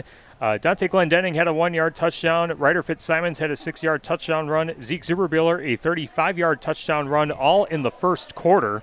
And then in the second quarter, an 82-yard touchdown pass from Zeke Zuberbuehler to Broker Busher, and a pick six for Maximos Zolo, the freshman linebacker. 37-0 was the halftime score, and the only score in the second half was a Reese Kelly 1-yard touchdown run for the Golden Eagles. The extra point was missed, 37-6, the final score, and what was a clinic by the Darlington Redbirds, just dominance in all three phases of the game. Darlington pulling their starters in the fourth quarter. That led to the only touchdown that Fennimore scored, but all around an outstanding performance by the Darlington Redbirds tonight. Yeah, Darlington came out and made a statement to the rest of the SWAL, and like I said earlier, maybe potentially the rest of the state. Beware of this team. They are very, very good right now, and they look poised to make a deep run, and they like you said, you can't really key on one player for them. It was an entire team effort. Callum Christ led the team with 8 carries for 97 yards, all that in the first half. Glendenning had 3 carries for 51 yards, all in the first half. Zeba Wheeler had 3 carries for 58 yards. He had one of those runs was in the second half. As a team, they finished with 27 carries for 253 yards and 3 touchdowns. Zeba Wheeler went 2 for 6 passing for 97 yards and the touchdown, as you said. And, Broker Boucher with that 1 catch for 82 yards and a touchdown. And that was on the offensive side. And the defensive side, they just made things very tough for Fennimore all day long, and was able to hold Fennimore to 193 total yards, 34 carries for 126 yards. So as a team for Fennimore, Kelly led the way there with 20 carries for 86 yards and 1 touchdown, which is well off his pace that he's had for the year. He was a very dynamic back coming into this game, and I'm sure he'll bounce back from this one. Other than that, there's not a whole lot of room there for much of a running game for Fennimore, and their pass game was also a struggle as the offense and defensive line kind of struggled versus the Darlington's line. Cuba went 5 for 16 for 67 yards and pick 6, unfortunately. And if you're Fennimore, don't hold your head too much. You're kind of a young team. This is just kind of one of the lumps you're gonna have to take, and hopefully learn from this and go into the future and have a nice successful run here for the rest of the year. Yeah, but as we said, this says more about Darlington than it does Fennimore. Yep. I mean, Darlington is in a completely different weight class right now, and having seen Belleville and seeing them at the beginning of the season against Lancaster, I certainly think that Darlington, at least heading into that potential matchup down the line, that's not going to be a major issue. I believe it's going to be the final week of the season that Darlington and Belleville will meet up, and that is on the schedule. Darlington next week. They were supposed to play Abundant Life St. Ambrose, but they get Lodi, who is a powerhouse, football team and football program, and that's going to be a test for Darlington. That's going to be the type of football that Darlington expects to see in the postseason. So, for them, hopefully, the players that we saw with injuries, hopefully it's just cramps and they'll be back in the game. But they've got a big matchup with Lodi next week, and that's one of those measuring stick kind of games for the Redbirds to see how they stack up against some very tough competition. Yeah, Coach Winkers likes to schedule those tough opponents, and he's definitely taken one on in Lodi. I believe Lodi is up at least a division, maybe 2 compared to Darlington. And last year they played, and Darlington was able to handle them. We'll see what next week brings. But, hopefully, like we said, some of the injuries that we saw to some of Darlington's starters aren't too serious, and they can bounce back and hopefully be able to play next week. Yeah, Fennimore's next game will be next week at Cuba City. We'll have that game right here on Super Hits 106 and the Queen Bee Radio Sports YouTube channel. And then following that game, Fennimore takes on Belleville, where, again, that game going to have some high stakes in it as well as far as the conference title picture before Fennimore closes out the season against Mineral Point. Let's hand out some post-game awards. Let's get to the Hermses Ace Hardware MVP. Brought to you by Herms's Ace Hardware and Home Center in Bloomington and Herms's Ace Hardware at the bottom of Main and Platteville. Herms's will be the MVP for your next project in your home. Go to Herms's Ace Hardware in Bloomington and Platteville. Who would you submit as your MVP of the game? Because, I mean, there's a number of different ways that you could probably go. Yeah, it's very close between Zebby Bueller and Callum Christ for me. They both were outstanding job on offense and defense, and it's a kind of a toss-up between those two for me. And actually, let's talk to the head coach, Travis Winkers. He'll maybe give us his idea on who the Herms's Ace Hardware MVP is of the game. Coach, thanks for joining us. Congrats on the win. Before we get to submitting your player MVP nominees, just an all-around outstanding performance, especially by your starters, putting up 37 points against a strong Fennimore team. And really just seemed all three phases of the game. Your team was dominant. Take us through what stood out to you the most standing on the sidelines in your team's performance tonight. Yeah, I'm happy with the way we responded. We had some stuff 2 hours before the game, different things, some uncharacteristic stuff from our kids. And I think they took what I told them to heart, and that's not what we do. And they came out and they executed to make up for those mistakes. Yep, and really, I was really impressed with the defense. You were mentioning in our pregame interview about, the defense wanting to get locked in. There were a number of games, Southwestern East Dubuque gave up 44 points in that game, but the starting defense really stood tall, really limiting the rushing attack. Reese Kelly, a very strong ball carrier for Fennimore, but really held them in check. What things stood out on the defensive side of the ball tonight? Yeah, first, I'd have to mention that Southwestern game, and we were up 42-6 at half, and then they scored about 30 points on our backups. But yeah, Kelly was obviously a focal point. Roth was a focal point. So to keep them out of the end zone with our starters is awesome. Callum Christ did an excellent job on reading his keys on their ISO blocks. They fold the running back or left and right guard, their weak side guard, I should say, that pulls. And Max Zolo, he's a second start as a freshman. And, we knew he may be in the mix at some point this year. And we saw it last week and then this week.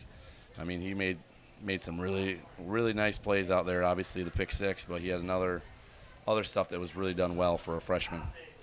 Yep, and now let's talk about the Herms's Ace Hardware MVP. Which players really stood out to you the most tonight and, really kind of hung your hat and relied on them to get the win tonight? I mean, it's easy to say Zeke each week because, I mean, he is the smartest or maybe the smartest sports kid I've had at the quarterback position. He really gets us into a lot of stuff that we can't see. If he has to audible, he does that. But I just like the way Callum played both offense and defense tonight. Another phenomenal kid. We're lucky to have really good kids that are our hardest workers. And even though we've been super successful, and I'm not trying to knock other teams that we've had here, but our best players are our hardest working kids. And I don't know if that's always been the case that we've had. So it's pretty special when we got him, Callum, and Zeke, and Dante, and guys like that do everything they buy into everything we do. And it's awesome. They're a pleasure to coach, and that feeds into the rest of the kids. We have a very, very close-knit team this year, and it's super fun going to practice because the chemistry is very high. All right, and then last question, Lodi coming up next week, and that's a makeup game for the Abundant Life St. Ambrose team that's not playing 11-player football this year. What do you know about this year's version of the Blue Devils, and what are the things you're going to be emphasizing with your team heading into that matchup? Yeah, last year we played them probably one of the best games we've played in a long time, and we expect them to be a lot better. I mean, better than what they were that night. I heard they're up on Lake Mills. Lake Mills is like top 3 team in D4 tonight. I don't know how that ended up, but if that's the case, then we're going to have our hands full next week, which we expect. I mean, Lodi is a premier Division IV team. They have been for the last 15, 20 years. So it's awesome that we can play quote-unquote non-conference team like this late in the year to help us get ready for playoffs. Yeah, definitely one of those measuring stick kind of games that you want to have on your schedule to see how tough your team is, and then getting those things to work on with the postseason around the corner again. Congrats on the win, Coach. Thanks a lot for joining us, and we'll see you guys down the line. Yeah, thanks for covering us. Yep, absolutely. That's Travis Winkers, the victorious head coach of the Darlington Redbirds. Joining us on our post-game show is... I don't think we broke anything over here. No, I think people are upstairs taking some things down. Oh my goodness. Again, the final score: Darlington over Fennimore 37-6. Coach mentioned Zeke Zuberbuehler as our Herm's Ace Hardware MVP. You know what? I'll put this down. I'll put Callum Chris as our West End Salvage scrapper of the game because I thought that he was, kind of the workhorse, especially early on. Kind of one of those bowling ball of mayhem, kind of players. As soon as he gets the ball, he is a tough player to bring down. A very stocky built player, and it takes multiple players to take him down. And Fennimore, again, for a team that needed to kind of hang their hat on physicality, Darlington's physicality, and the running back Callum Christ, a little too much tonight. Yeah, Callum Christ is a load to bring down, and yeah, you're not going to bring him down with just one player. You got to get after him, gang tackle him, and if he gets out in the open field, good luck, because it's going to be a very tough trek to bring him down. And yeah, I would agree. He had a great game, great first half for him on both sides of the ball, and it was great to watch. All right, so Callum Christ, our West End Salvage scrapper of the game, is the player whose hustle and scrappiness stood out in trying to lay the opponent to waste, presented by West End Salvage of Lancaster. The Tricor Turning Point, brought to you by Tricor Insurance. Insurance plans built for you, your family, and your business. Contact Tricor Insurance today. I think the one moment that really stands out to me as far as the momentum fully swinging in Darlington's way was the safety off the snap on the punt that Fennimore tried to execute, but it went into the back of the end zone for a safety, and then Darlington made it a 3-score game from there. And, once you get to a 3-score game, it really doesn't matter at what point in the game. But I think that particular moment stands out to me as far as, when the wind was officially out of Fennimore's sails and knew it was going to be a long night for the Golden Eagles. Yeah, you could argue that it was a little bit earlier with that first possession where Fennimore fumbled it and then gave way to Darlington had the ball at the 1-yard line, was able to get a 6-yard touchdown there. But, yeah, after that safety, it really kind of seemed to take the air out of everything for Fennimore, and, yeah, I would not argue against that. All right. Now let's get to the Les Mack drive of the game. Whether it's Chevy, Chrysler, Dodge, Jeep, Ram, or Ford, you can count on over 50 years of trusted hometown service because at Les Mack you always get more from less. There's a lot to pick from for Darlington, as all of them except for one for the starters ended up being a touchdown. If we want to go in terms of drive length, you would have to go with the first drive, a 5-play drive, which resulted in the 1-yard touchdown run for Dante Glendenning. But I think another drive, if you want to go shortest drive, it would be the 2-play drive, the 82-yard touchdown pass from Zuberbuehler to Broker Busher. And, I mean, that was a heck of a pass, a nice basket catch by Busher, and he got past his defender, and he was all alone, sprinting essentially 30 yards after the catch to get into the end zone. So there's 2 drives of the game. Any other ones that stand out to you, Brad? I can't really argue against those 2. Like you said, Darlington didn't really have too many long sustained drives.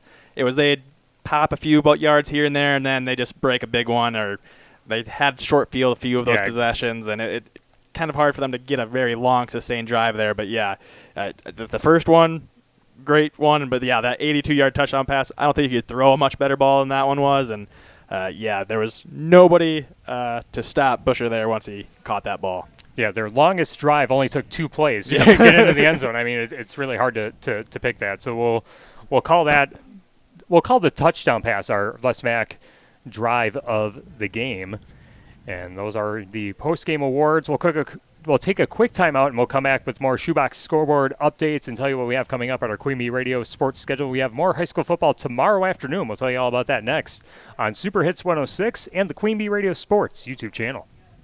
Postgame 1 minute. It's been said that when someone you love has Parkinson's, you have Parkinson's. The Parkinson's Foundation knows that the disease doesn't just affect the diagnosed. It affects everyone who supports and helps care for them. If you have questions, the Parkinson's Foundation has answers. We can help you understand the disease and give you tips for living a better life. Find your answers at Parkinson.org or call 1-800-473-4636. The Parkinson's Foundation. Better lives together. These are the sounds of a dinner. A dinner that almost didn't happen. A dinner now served, thanks to people like you. Due to COVID-19, 17 million more Americans may face hunger. Feeding America is helping our neighbors in need. And if you're able, you can too. Donations are being accepted at feedingamerica.org/coronavirus. Brought to you by the Ad Council and Feeding America, 200 food banks strong. Postgame 1 minute.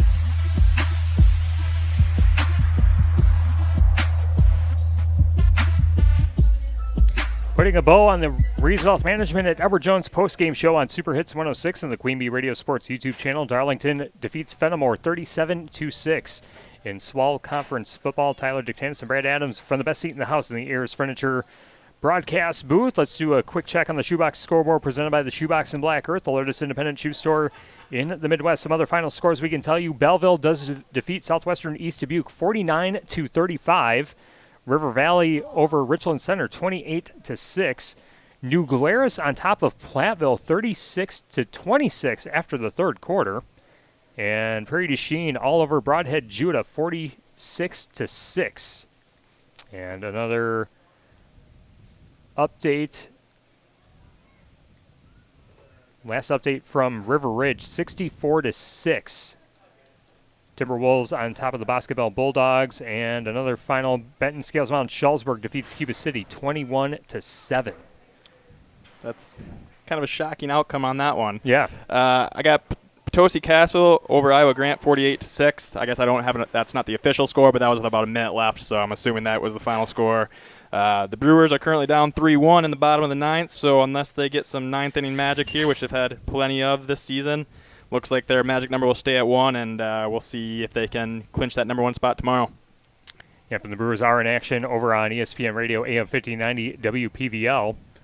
And just got an update on the New Glarus-Platteville game. 36-33, New Glarus on top of Platteville, and that is with 4:36 left in the fourth quarter. That game still in progress over on X1071. No update yet on the Dodgeville Lancaster game, and that 64-6 score between River Ridge and Boscobel, that is a final. Looking ahead on our Queen Bee Radio Sports schedule tomorrow, Badgers football. They're off. They are off. Thank gosh. Looking at the wrong line here, but it's Riverdale at Pecatonica. Argyle will have that game over on 97.7 Country WGLR. Kickoff at 2 o'clock. Raleigh Chiefs pregame set for 1:30. Brewers taking on the Reds tomorrow, and that first pitch is at 6:10 on ESPN Radio AM 1590 WPVL. And trying to see what we have coming up next week. Next week, I know we have Broadhead Judah at Lancaster for Lancaster's home game. That'll be on 97.7 Country WGLR and the Queen Bee Radio Sports YouTube channel. Cuba City taking on Fennimore on Super Hits 106 and the Queen Bee Radio Sports YouTube channel. And looking to see what else we might have. Can't see what the full schedule is for next week quite yet, but we will have the full schedule over on AM 1590 WPVL.com. We also have Tuesday Night Volleyball coming up on Tuesday. Again, not sure who the matchup is, but we will have Tuesday Night Volleyball on Tuesday on 97.7 Country WGLR. Well, Brad, thanks again for joining me on the broadcast once again. Back-to-back weeks. The streak is at 2 as far as being able to call games together. Another fun night in the booth, and some final thoughts before we close up shop. I mean, again, Darlington, an outstanding performance all around, all three phases of the game. A couple injuries in the third quarter, but hopefully it's just cramping and nothing too serious. And the Redbirds have a big matchup next week against Lodi, and as Coach Winker said when we talked to him during postgame, one of those measuring stick kind of games to see just how good the Redbirds are with the postseason looming around the corner. Yeah, playing up at least a division. I'm not sure what division Lodi is in, but yeah, at least playing up a division this late in the season when it's a non-conference game definitely can give you a good barometer of where you sit currently, and it'll be an interesting game. And yeah, hopefully they have most of their starters. The few that had sustained some injuries here in the third quarter, hopefully they're, like you said, nothing serious and come back. And yeah, Darlington looks like the real deal, and they look poised to make a nice long run here, barring any big injuries. Like, injuries can always come to a play here, but yeah, if Darlington can stay healthy, they look every bit the part, and expect a deep run.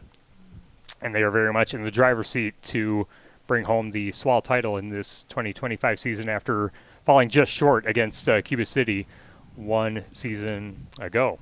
Well, that'll put a bow on our broadcast tonight. Thanks to the entire staff here at Fennimore High School for being gracious hosts as always. Jim Prohaska, Nate Myrie, and the entire staff with our efforts to bring you the radio and video stream here this evening. Thanks to both head coaches Tyrell Rosemeyer of Fennimore and Travis Winkers for the pregame interviews and Coach Winkers for the postgame interview as well. Thanks to all of our sponsors that help us bring high school sports to you, and thank you for listening and watching along.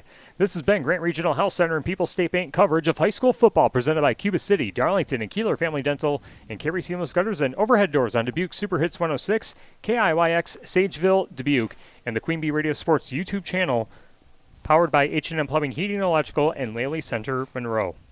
Once again, your final score, Darlington defeats Fennimore 37-6. Darlington still undefeated at 6-0, set to take on Lodi next week.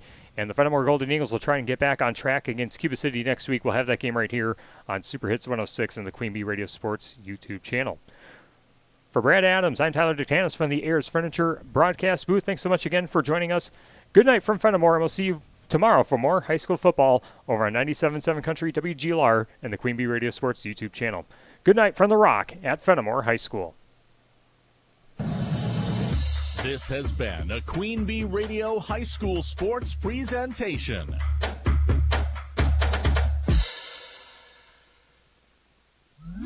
Dubuque Super Hits 106 is KIYX Sageville, Dubuque, a Queen Bee radio station. On air at 106.1 and online at superhits106.com. All the songs I love.